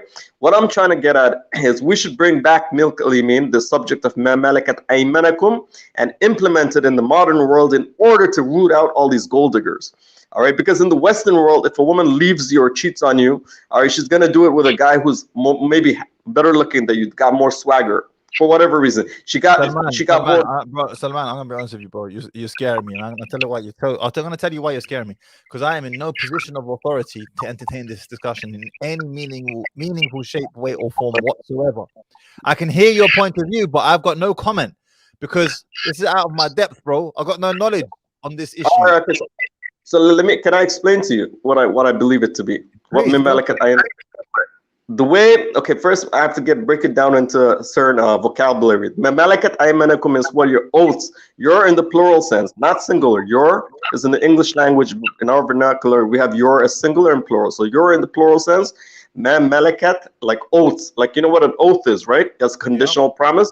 Yeah. So when you have a verbal agreement with a woman, like the way Rasulullah had with Maria al-Qibtiyya, right? That it falls under malakat aymanakum. Now in the Quran al-Karim, when the revelations came down, first came down Surah Nur. Okay. 1 second, Salman. 1 second. Jazakallah khair, HJ. Follow here. You can see at the Mahdi Tijani. It's all in the banner beneath. Okay. Jazakallah khair. Yes. Tfaddal, akhi. So when it came down, the verses came out to do muqataba with the malakat aymanakum in chapter 24, verse 32 to 33. Okay. And you can see that it's to release the slaves or the concubines, right? To release them and make them free. Okay, that was the first time it came down. The second time was in chapter 4, verse 25, about how you can save money if you can't afford nikah with the exclusive woman, believing woman. So you can have mamalakat aymanakum. And this is where, when you study the Quran, you talk about inheritance, you talk about alimony, right? About breaking up and divorce and all that. The issue of mamalakat aymanakum doesn't address, it cuts out on that matter. Like in the Western world, you have a girlfriend or your common law partner. You get what I'm saying? That is basically mamalakat aymanakum in the modern sense. So what I'm thinking is the traditional scholars had it right for their time. When you go to Al-Azhar or Medina, when you had a slave caste or a servant caste back in the past, they had it right for that time. Question. Have you had this discussion with like a senior student of knowledge or a scholar? I've been saying this since I opened the Quran, since I was 12 years old, because the Sheikh al-Islam... Have you had this discussion with them, though? And if yes, what has been their response? Because there's no point in having this with me, because I haven't got an opinion. I'm not qualified to talk on this. So what have they said? Right. So I've posted on, Sheikh Imran Hussein's channel, on his, Sheikh Imran. I've heard of him. Yeah, he's from Trinidad. And he came out with a video on this last year saying that we need to bring it back for the Akhir Zaman, for this time and age, because the traditional scholars are saying it's mansukh, it's obsolete. You get what I'm saying? So 90% of them will say it's mansukh, but 10% of them will agree with me, because I went to the University of Toronto and Mississauga, and I wrote a paper on this in an Islamic course, right? In an Islamic course, Islamic studies course. It's an elective I took in university, and I got a 76% on it, saying, basically reiterating the same points, that mamalakat aymanakum is the same thing as having a verbal agreement. You know how the Ottoman Turks would have milk al-yamin, and they would marry their milk al-yamin. They would upgrade their milk al-yamin relationship. Let me ask you a more poignant question, which is a discussion we can have, which is, why is this something that you want to bring back with so much passion? What's the reason? What's the motive? Because if you have a look at the comments, some of the guys in the comments have been saying, oh, this guy's been hurt. That's why he's talking like this. So what's the motivating reason behind why you would like to bring something like this back? Or why you feel something that's important for us now? Yeah, because first of all, it's in the Quran first. If it's in the Quran, and it's every time the Quran talks about sexual relations, it includes wife and malakat aymanakum, right? So I think that Allah wouldn't make it mansukh. Just because I think, bro. What did the scholars think? Nobody cares what me and you think. What did the scholars think? All right, No, but you see, if you go back to the Quran, it says not to take the scholars as lords besides Allah. So they're not exactly all. Yes, but Allah also says in the Quran that إنما يخشى الله من عباده العلماء. Those who fear Allah the most are the ulama. So, you know, we have to go back to them. And what do they have to do? Because, bro, nobody cares what I have to say on the religion. And nobody cares what me and you have to say. We want to know what are those who are qualified to speak have to say. All right. So like you were saying, right, I got by a Sunni Arab Muslim professor who studied in a Middle Eastern university, by the way. I got a 76% on the subject. So that's a decent mark, all right, on my point of view, the way I was explaining it, right? Because with Malakat Aymanakum, you can have your girlfriend, you can have a good time. You can also have kids and raise a family, like the way Rasulullah did with Ibrahim, the baby, Maria al-Qibtiyah. He had a child with her named Ibrahim, right? So you can also have a family. And you're saying you've had 4 wives at one time before, right? You've had 4 wives like that? Is that the way you... Listen, bro, I'm gonna go back to the original question. I'm trying to put the Shari'i stuff to the side because it's out of my depth. Okay, and I don't play with the deen like that. Maybe it's in your depth. I don't know you. Maybe it's out of my depth. So we can't have a proper conversation here. What I want to find out from you is, why is this something that you feel you want to bring back now? Aside from the Quran, I understand Quran, Sunnah, and so on, but there's another motivating force. What is that? What's the reason? The motivating force is I want to avoid or minimize the fitna of divorce and death. Death and divorce. That's one. And second of all, is to make sure that Muslim women and women from the Ahl al-Kitab as well are not single. Do you get what I'm saying? Because if you get this monogamy thing going, or just even 4 wives, for example, I think a man should have 10, 20 women to handle at the same time. Do you get what I'm saying? Not just 4 wives, more than that. You know what I'm saying? Because if you have a woman, let's say you have 20 women in your harem, you wouldn't care too much about what her past body count is, right? If you have 20 women, I understand that. You know what I'm saying? I want to bring back something as a way for women to get a sexual, like a sex life back, because one night stands are not cutting it for women down here. Bro, don't try and make out like you're doing this for the women. Big man thing, this is not for the women, bro. Come on. For men. Yeah, be honest, you want to have 20 different bond to dip your wand. Tell the truth, brother. Don't lie, brother. Fear Allah, you want 20 bond to dip your wand. You kind of, you gotta have a point, but you know what? I think women are lonely too, right? Like, it's the one night stands are not gonna cut it. Bro, and you know, the only time a woman will be happy to share a man with 20 other women is if she's basically married to the king, bro, to the emperor. Then she'll be like, okay, fine. Well, to average Abdullah, no, bro, she's not having it. It's not gonna happen. Not with average Abdullah. Well, true. Yeah, you're kind of right, man. But yeah, I see what you're saying. So I think we need to somehow make like the way if you watch the video about Sheikh Imran Hussein, he said we need to bring it back into law. Like, try and find a way to implement the hukum, the shara on it in the modern day and age. Listen, bro, again, these conversations out of my wheelhouse, out of my depth. But what I was sort of say is this, Akhi Salman, is that how many wives do you have right now? Well, right now I don't have anything. I have a lot of problems in life that I do not want to talk about. It has to do with sihr, and the sihr that has affected me for the last 20-something years does not allow me to have a proper relationship with a woman. Not even a girlfriend, not get a job, not get a business running. It affects your life, so that affects you too. I don't want to talk about it, but it's due to sihr. Fine. I got you. But you see, now we're getting to the root of the matter. Now we're getting to the heart of the matter, and that is there is certain pieces of information that I was looking for to try to understand why have you come to these conclusions in the first place, because all of the things you mentioned is all surface level. There's something else going on deeper down.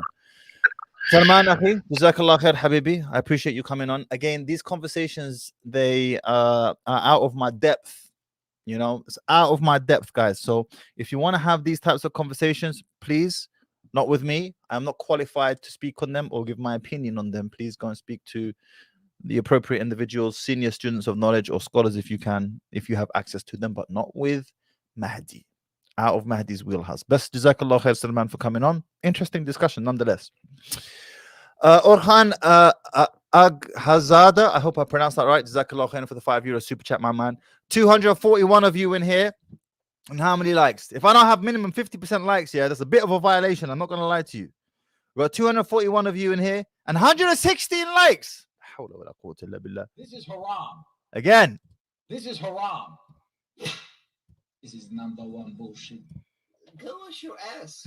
Shut up, your now it's Obama. What is this? Go wash your ass. 114 likes? You sick in the mind?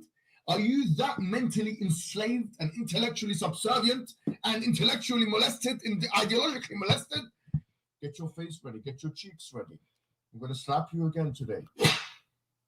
Ashi the peasant, would you like another slap? Come onto the stream. I have more slaps for you. 236 of you and 116 likes. Assalamu alaikum, brother Mahdi. Does it make sense to read about relationship management technicalities? I wonder if marriage can be saved this way. I'll be honest with you, bro. That's a high IQ question. And it was too high IQ for me. Does it make sense to I don't know. Allahu alam. That's my response. Allahu alam. I don't know. All right.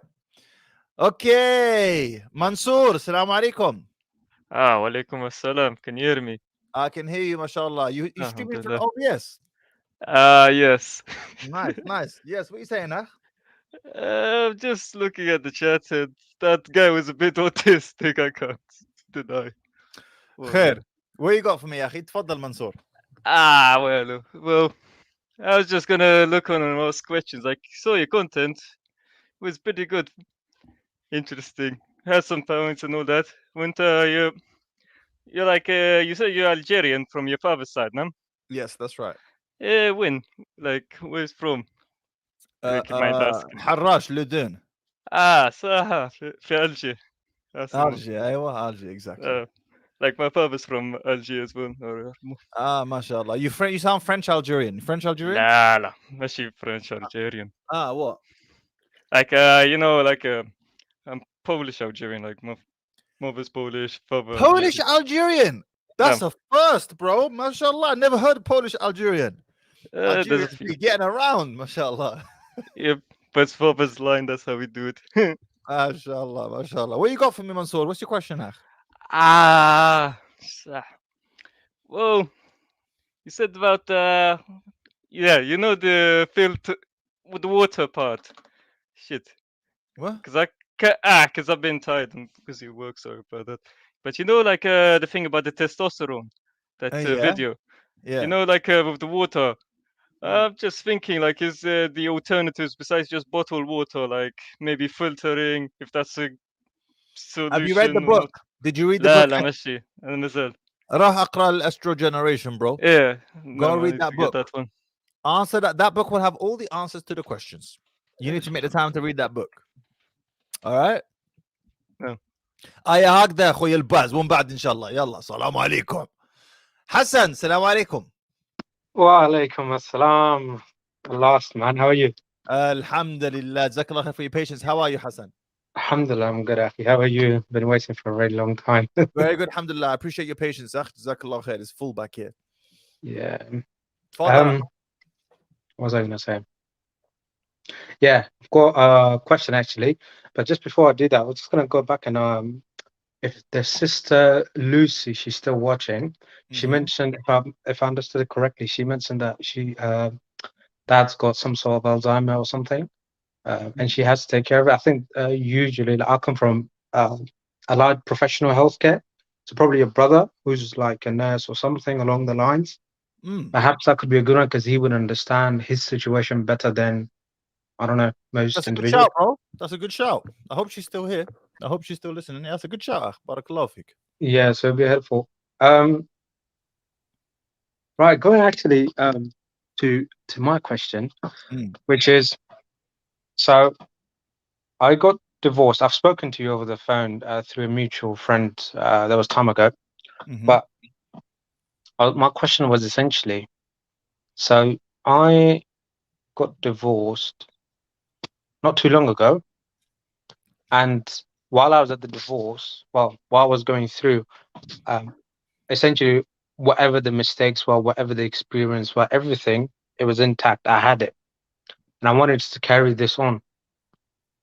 Now, so this isn't like a 2 + 2 = 4 answer. You might have to share kind of your mindset here. Just, do you see what I'm saying? Go on. So I spoke to this one sister recently, and while I was speaking to her, for some, I mean, she's not something I would think of wanting to marry her. 33 years old, this, all of that.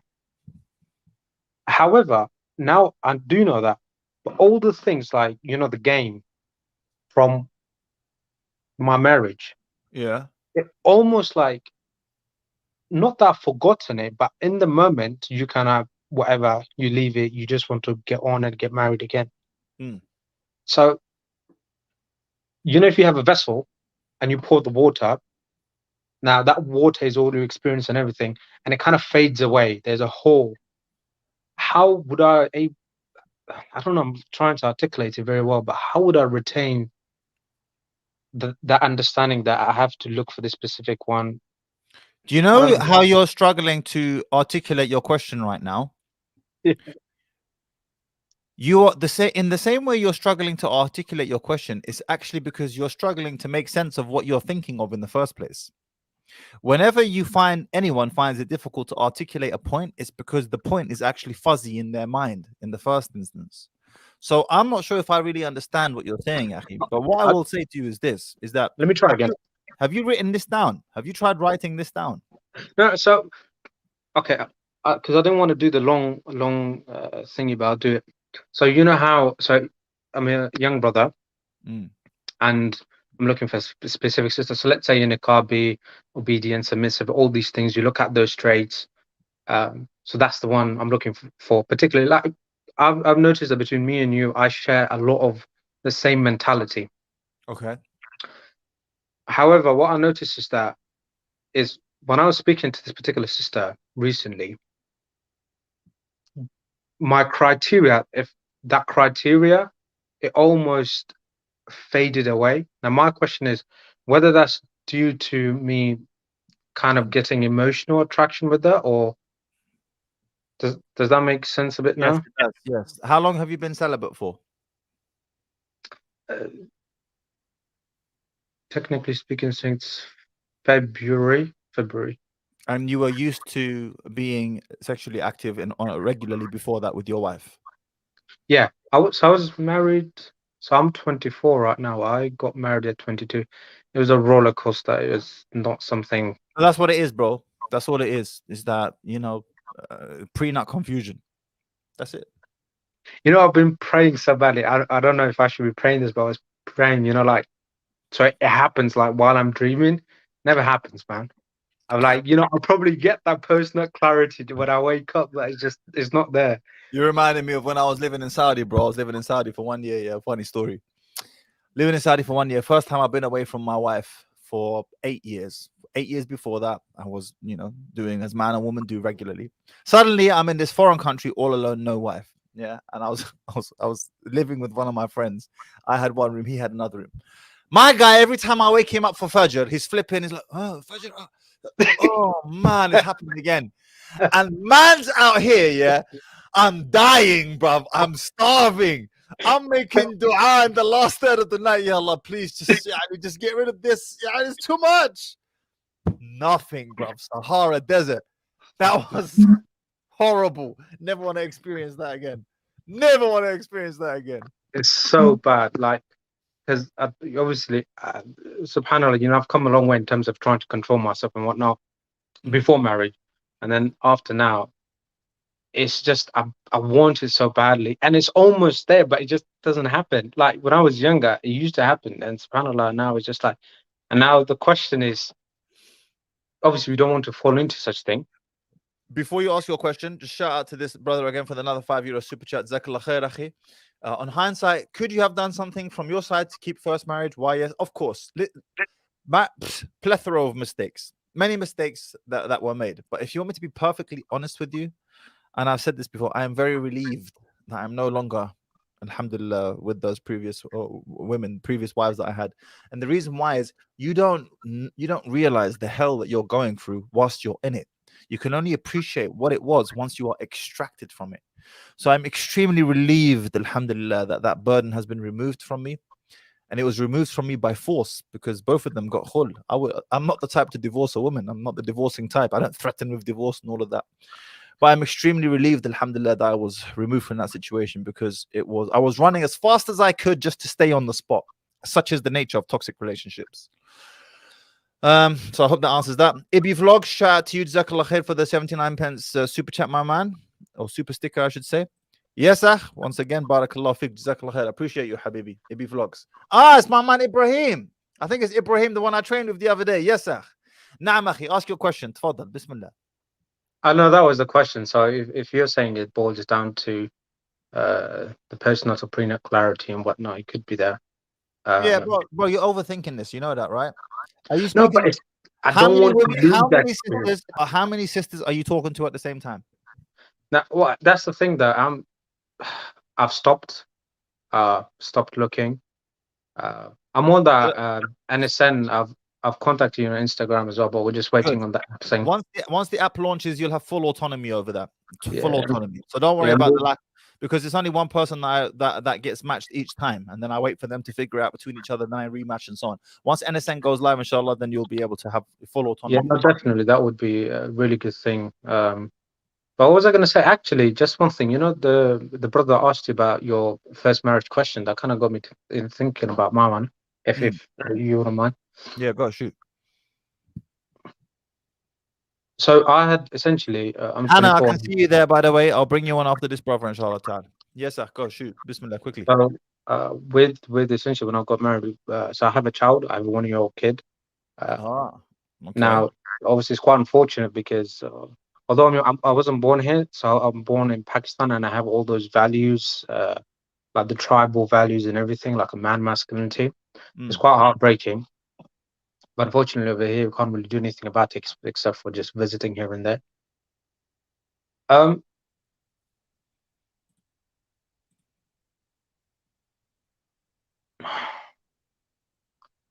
Nah, I've lost it. But I would leave this. If there's any young brothers that are listening, like young, 21, 22, they're looking to get married, and they don't have an accommodation where they can bring that girl in with them, or if they're going to do the thing where if she's in college or she's in university and you're in university and you're meeting here and there, I particularly wouldn't advise, especially if you're going to live with her or with her, like at her house or with their parents or whatnot. Fair enough. Hassan, I need to bring on the next caller, Hassan. Yeah, inshallah. No, exactly. I appreciate you, Ahi. I appreciate you. Assalamu alaikum. How to join the live? The link is in the chat, guys. The link is in the chat. Hannah, assalamu alaikum wa rahmatullah. Sister Hannah, what are you saying? Wa alaikum assalam. Is this the same Hannah I've spoken to before? Yes. No, I should say Hannah. You have my daughter's name, mashallah. How are you, sister? I'm good, alhamdulillah. Faddali, yes, sister. I just wanted to say, I think that some people are being too harsh with sisters who focus on a career. Okay. Because most of us living here are immigrants, so they have to establish themselves and get a good education, get a good job, and I think that's why they postpone marriage. I mean, if a sister, let's say a sister's got a career, but she's open to, see, again, it depends now, because a lot of men idealize the idea of a woman staying at home, but the reality is that 2 incomes has become pretty much a necessity for the average everyday household. It's become, especially since women have joined the workforce. Why? Because the value of labor has halved. When women entered the workforce, the value of labor halved. That means 2 people are doing the work of which 1 person could do just 50, 60 years ago. Because it's supply and demand. If you double the supply, then you halve the demand. So people are making half as much to do the same job.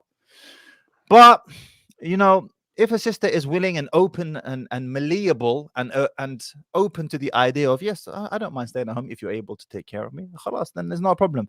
The gripe that brothers have, Hannah, is when sisters go into a sunk cost fallacy state, which is, I have spent 3, 4, 5, 6, 7 years on my education or trying to climb the career ladder, and now you're just telling me to just throw it all away or to just put it on the back burner. That's where the issue of contention comes in.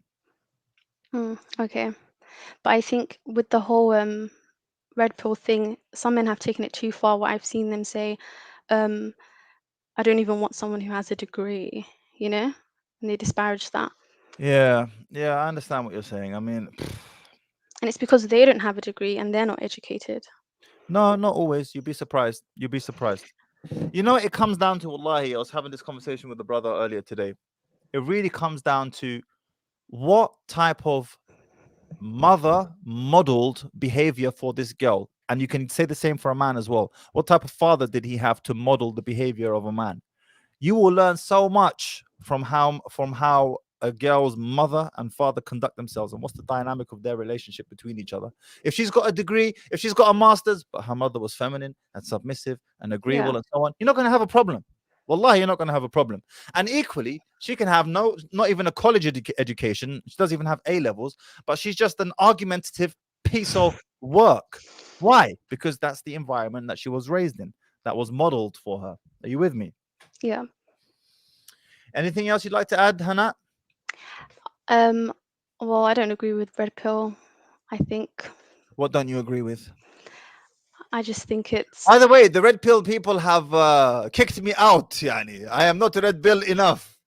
That's good. For these guys, I am too red pill, and for over there, I am not the red pill enough. What is it that you don't agree with the red pill stuff? I don't like the way they talk about women. They turn women into an object. It's about how she looks, which I think we already have enough of that in society, and that's what's corrupting women when they go get surgeries and all these things, because it's hyper focused on their appearance, and that's what red pill does as well. Yes, your appearance is important, and furthermore, you do want to be objectified. No, I don't. Of course you do. So let me tell you this. So you're married. Well, I know you're not married, but just work with me here. You're married. Your husband's been at work all day long. You've been at home. You're looking forward to have a lovely evening with him. You spent the past 2 hours doing your makeup, making yourself look good. You picked out your favorite dress. It all took long. It was a long time. Okay. You made yourself look absolutely beautiful.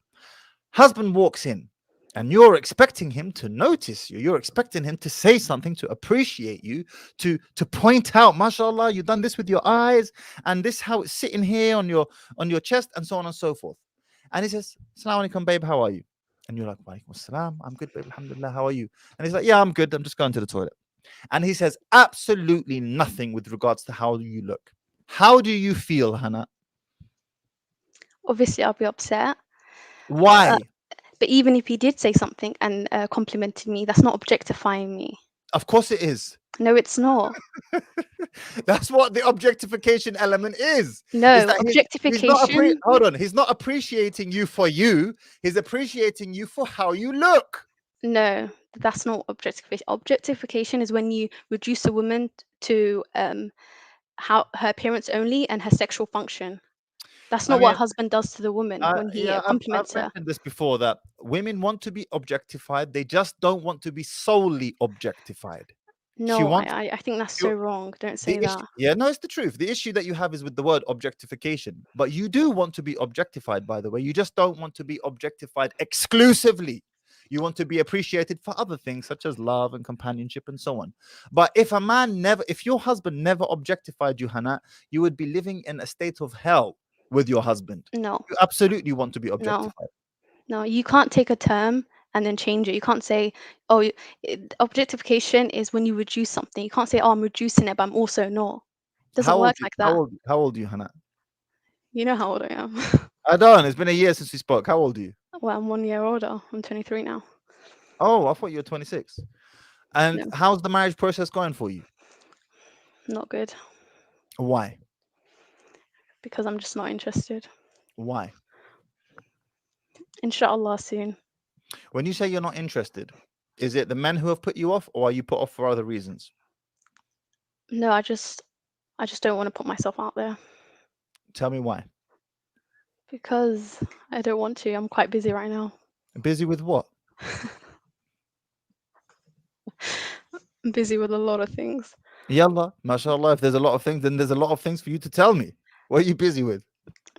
I don't want to say it, but I'm busy, and I think for me, I have to put a lot of effort, so I told my dad, so I'm just going to wait.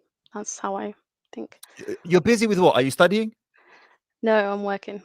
You're working. Where do you work? You don't have to tell me the place. I'm asking the sector.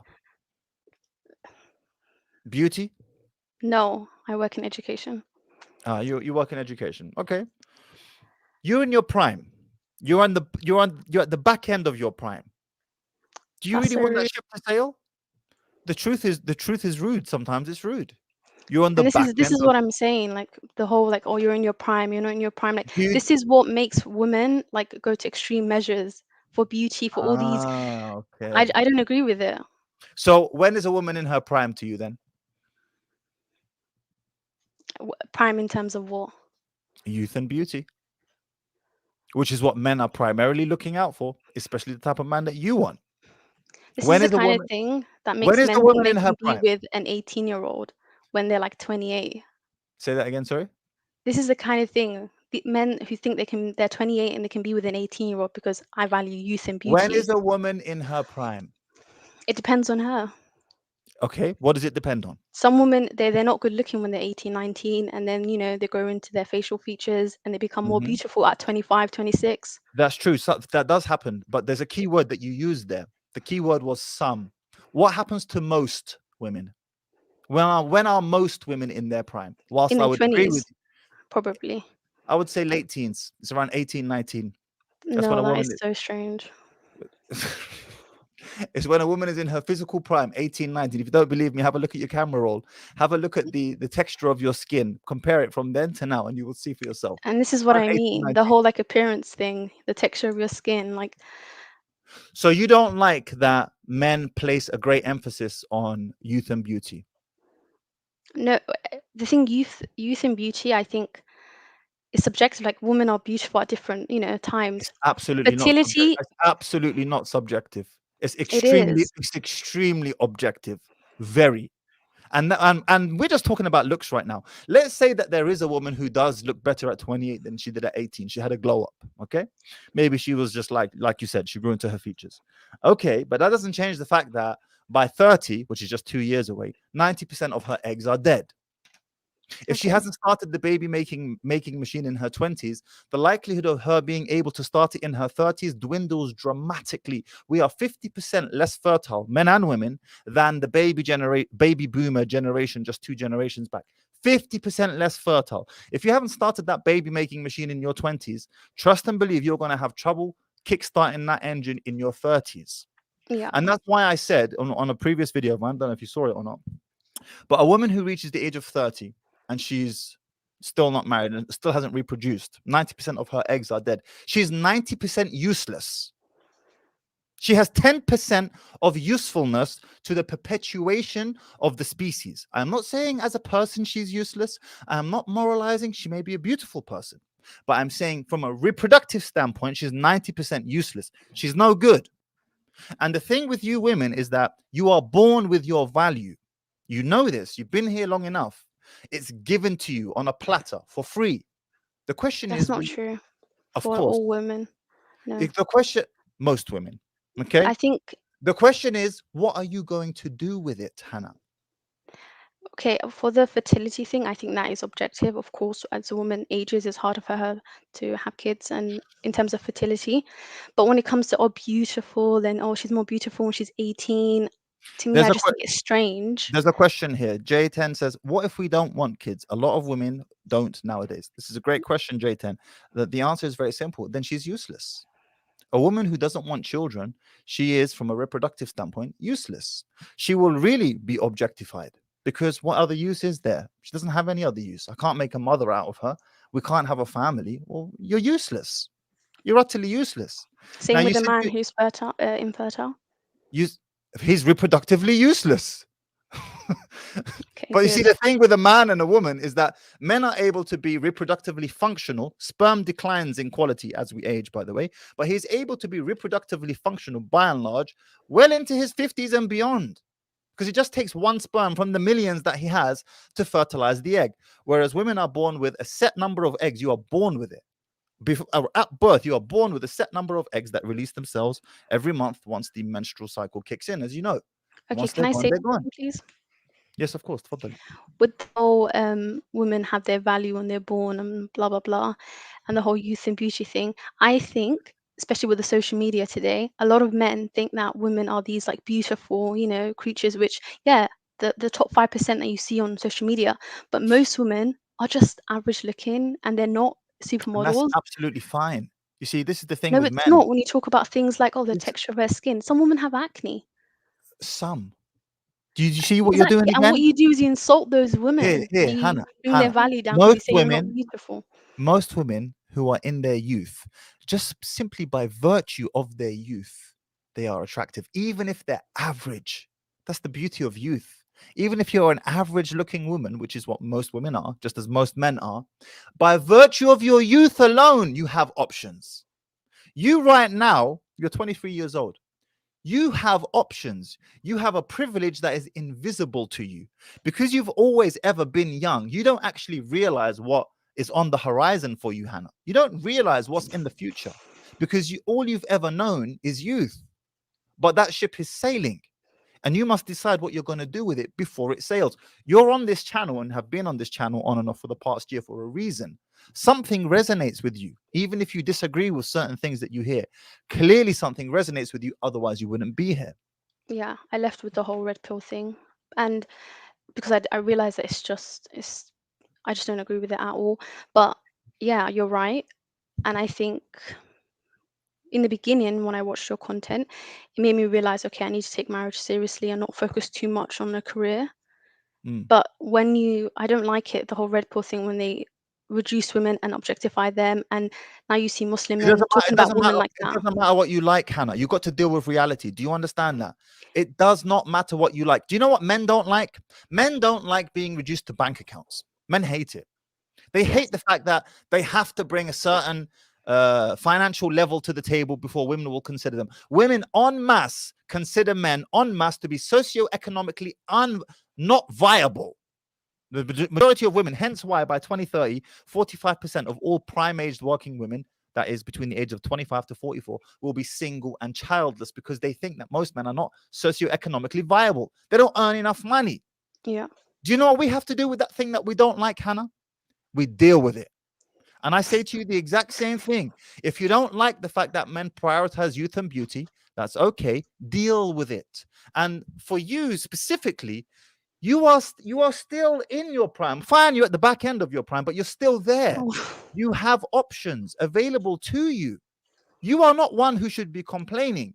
I should be having this discussion with a 33-year-old sister my age or a 43-year-old sister, but not you. Well, TikTok. Yalla Hannah, it's been a pleasure. Jazakallahu khair. Orkan Agzada, I appreciate the €5 super chat, my man. What can young sisters and brothers each do to have a strong marriage? What behavior specifically can each change? What is the ultimate solution? My man, you are asking loaded ass questions. Jazakallah khair for the €5 super chat, but these are super loaded questions and I don't want to just give it 2 minutes. Okay, if you want to come on and have this discussion, we can do that, inshallah ta'ala. We're going to be wrapping this up soon. Benny Blanco, thank you for the £5 super chat, my man. The older you get, the harder it is to get married. Muslim men are moving to Muslim countries and marrying young women whilst leaving behind Western women. This is an excellent point, and I'm glad you brought it up. I don't know who you are, but thank you for raising this point. I just had a friend just recently who migrated back to his home country, somewhere in North Africa. I'm not going to say where. And you would not believe the number of sisters options that he has. 17, 18, 19, in their prime. And if you ladies don't like it, I'm sorry, we don't care. You're in your prime at that time. 17, 18, 19. But he said to me, they're from the village. They're mashallah, they're not asking for much. Just take care of me. Look after me. I don't want to be at home. I don't want to work. And over there in North Africa, the cost of living is way less than it is here in the UK. And they are content and satisfied with way less than you sisters are here in the UK. Think about it. Men are problem-solving individuals. We're a problem-solving species. We look at a problem and we think to ourselves, what's the easiest way for me to be able to solve my problem? Where can I most likely find my solution? I keep trying here in the UK and it's a bit mad. And all these other Western countries, and it's just all a bit mad. You know what? Let me go back home. Let me go to North Africa. Let me go to fill in the blank. That's your competition, sisters. And to Sister Hannah, I say to you, don't waste any more time because you don't have time to waste. You are at the back end of your prime. You don't have time to waste. You don't. All right. Shukran, Benny Blanco. I appreciate that. Dude Desi, my man. Shout out to you. Jazakallah khair for the $10 super chat, Habibi. Wa alaikum assalam wa rahmatullahi wa barakatuh. Yes, long time no talk, my man. Long time no talk. A pleasure to have you back here, Akh. All right. Ibrahim Stout. Assalamu alaikum. Wa alaikum salam wa rahmatullahi wa barakatuh. Can you hear me? I can hear you. Is this Ibrahim from the other day, yeah? Yeah, alhamdulillah, it is, yeah. What are you saying, Akhi? No, much. Alhamdulillah, a lot of improvements since last time happened, alhamdulillah. Last time we spoke. Good. I'm pleased to hear it. 1 second, Ibrahim. Guys, we've got 250 of you in here and only 155 likes. Like the video, please. Tfaddal, Ibrahim, bro. Hit me. Bismillah. Yeah, Aki. No, I was just gonna say, alhamdulillah, the conversations are fruitful with the sister, but I think there's a problem with some of the brothers in the comments, Aki, and just mocking her. Oh, okay. I didn't see it. What were they saying? Yeah, Aki, they're just mocking her and degrading her value as a woman. I don't think if you want a woman to agree with your points, and I think she is, alhamdulillah, but I think there's people that are a bit too harsh, you know. Yeah, bro. It's comments, bro. It's minor. Just ignore it. Do you have any questions, Akhi Ibrahim? No, yeah, I was gonna say, Aki. So you know, after I've done what I told you, Aki, and we can't have a private conversation here, bro. There has to be context, otherwise no one's gonna understand what you're talking about. So if you don't want to talk about this on air, then just we'll talk about it on DM. I'll try and pay you a visit, inshallah. I'll try and train with you, inshallah, again. خلاص ان شاء الله. All right, حبيبي. يلا. السلام عليكم. جزاك الله خير. السلام عليكم. وعليكم السلام ورحمة الله وبركاته. Man like Bilal. Oh, my guy's frozen again. Bilal, salam alaikum. Wa alaikum assalam wa rahmatullahi wa barakatuh. What are you saying, my guy? Yes. Bilal, hold on a second. Hold on, Bilal. Hold on. Hannah, this is for you. Hannah, if you are reading this, I will literally marry you. Please send me your father's number. I'm down bad. I think Shoaib's trolling a little bit, but he paid me to troll, so maybe he's not trolling. But Hannah, she's got options. I know she's got options. She knows she's got options, but she's wasting her time. There you go. Here's another option. Yallah. Send your thing to him. Bismillah. Yes, Bilal, what are you saying, bro? Yes, so I watched your video. I think you posted it today or yesterday. It was about basically people being cheap, people being cheap. And you know when they're like cheap and stingy Muslim men, yes, over 10 pence and things like that. And yeah, stingy, yes. And it's something that I it's something because I've been told all my life to live really frugally, and you know and you know be cheap, and you know but I agree with you 100%. But there's just one thing that I don't really understand. Is you mentioned about the Rothschild family, right? And you said that they acquired goodwill, as you called it, by basically giving out their money and not being preservative of their own capital. But the problem, I don't think you get rich like that, to be honest. Okay, hold on a second, bro. Hold on a second. Do Desi, did you get? I haven't seen the videos, Akhi. Jazakallah khair. Thank you for. I'll check them out, inshallah. My DMs are full. It's long. My DMs, my WhatsApp messages, Telegram, it's all long. But Jazakallah khair, dude, Desi. All right. What's your question, Bilal? My question is, how can someone get to be rich? Surely you need to be frugal and you need to keep your money to yourself. But I'm sure that's one way to get rich. I'm sure being frugal is one way to get rich. But here's the thing, bro. Spending your money freely, it buys you goodwill. And goodwill can open doors for you that can help you to make more money. Do you understand, rude boy? Sometimes you got to spend before you can make. Do you understand? Yeah. How I know you got to spend, like you're talking about investing, right? But if you do what you were describing in the video, like giving your money out freely to people, isn't that? No, it's got to be strategic, brother. Brother Bilal, listen here, son. All right, I'm sick of you, so pay attention. Fat's sake, astaghfirullah. Astaghfirullah. This is haram. Listen You can't just dish it out willy-nilly. All right, it's got to be strategic. So you're circulating your money in arenas whereby, firstly and foremost, if you give for the sake of Allah, alhamdulillah, this is great. All right. After that, if you give, for example, a very common tactic that rich people do is they fund political parties. Why do you think Facebook are interested on funding certain political parties? Why? Because from the kindness of their heart? No, because those policymakers can make or break Facebook's business model. So Facebook spend, give. Yes, we will sponsor these campaigns. We will. It's strategic spending. Do you understand?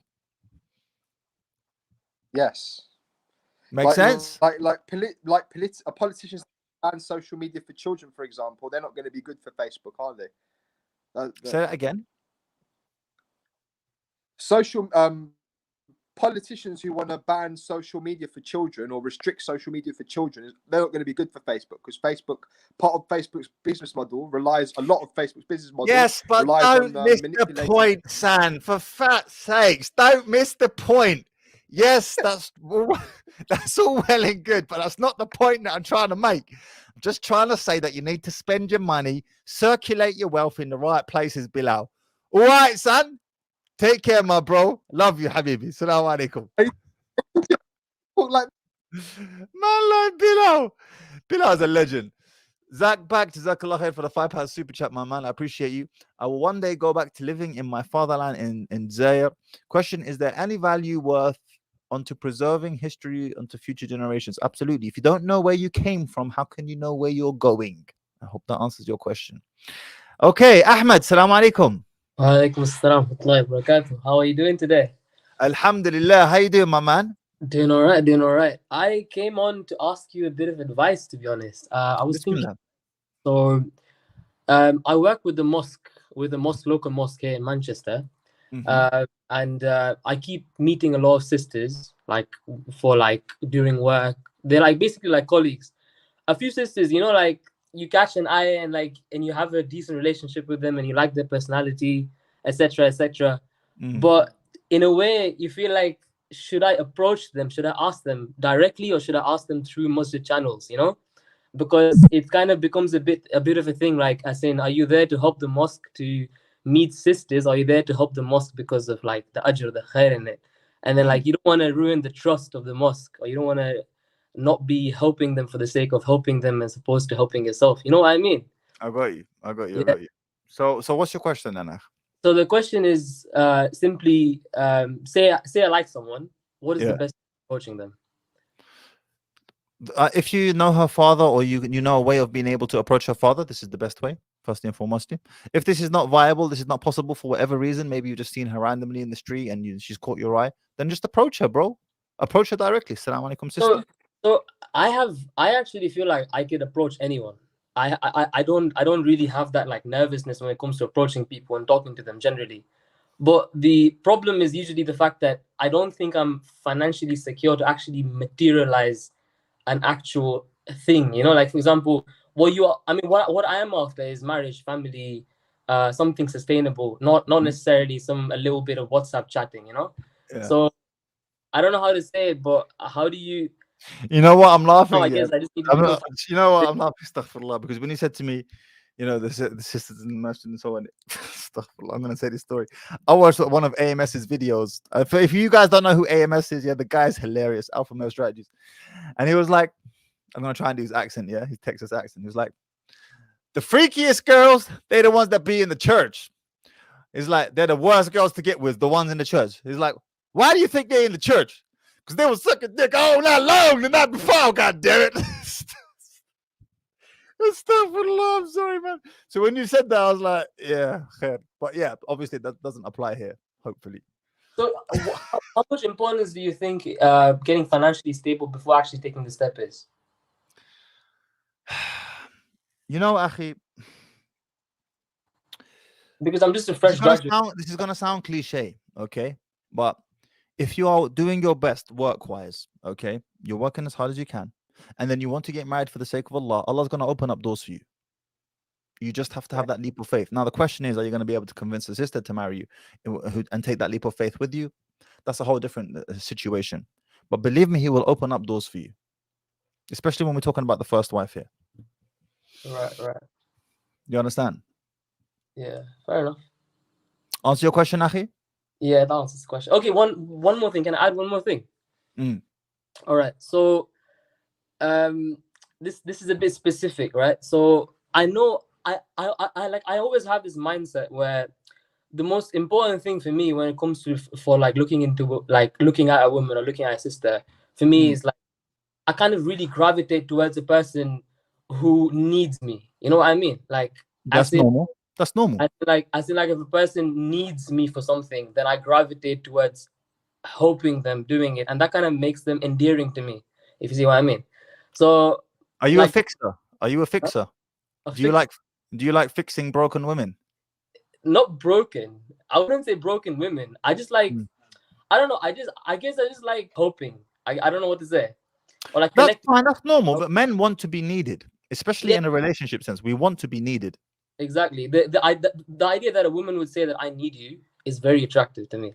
You see what I mean? Like anything. So the thing is, right now taking that into account, this specific person that I'm interested in has a very independent sort of mindset. Like she wants to be independent, but at the same time, it so happens that things happen where she often needs me, if you know what I mean. Like because I'm older, I'm at least 4 years older than her. So like it happens that like in many cases she just happens to need me in a lot of scenarios. But like her mindset is because maybe because she's young, maybe because she's like exposed to the internet a lot, a very independent mindset. Do you think like there's a thing where even if people, especially when they're younger, they have this sort of mindset, but then it kind of changes as they mature? Yeah, it's possible. It's possible, but bro, you're going into a state of analysis paralysis. How many sisters have you approached in the past, I don't know, month? 2. And what has been the response? Oh, in the past month? No. In the past year, I've approached 2. That's too low, bro. It's too low. Yeah. You got to up those numbers.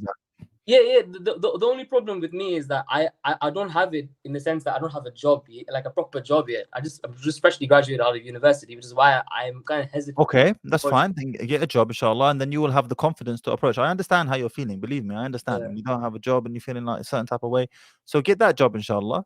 Even if it's not connected to your field of study, it's okay, because it will give you that little bit of like confidence. Like, you know what, I'm trying to do something here. You know, I'm doing my best. But whilst you don't have a job, it's gonna be hard for you to have that confidence. Does that make sense? Yeah, it does. All right, thank you very much. All right, Ahmed. Have a good evening. Have a good night. Take care. Assalamu alaikum. All right, last one, inshallah. Abu al-Hajjaj. Assalamu alaikum. Wa alaikum assalam wa rahmatullah. Yes, akhi, what are you saying? How you doing, brother? Very good, alhamdulillah. I just got a quick question about, I remember watching one of your videos. You were discussing about, there was a part that I disagreed with you where you were talking about the mu'akhara as like a insurance diary for divorce. If a person divorces. To me, it's I think that's not what it is. Mu'akhara, al-mu'akhara is regardless if you divorce or you don't divorce, you still owe the lady what you agreed upon. You know what I mean?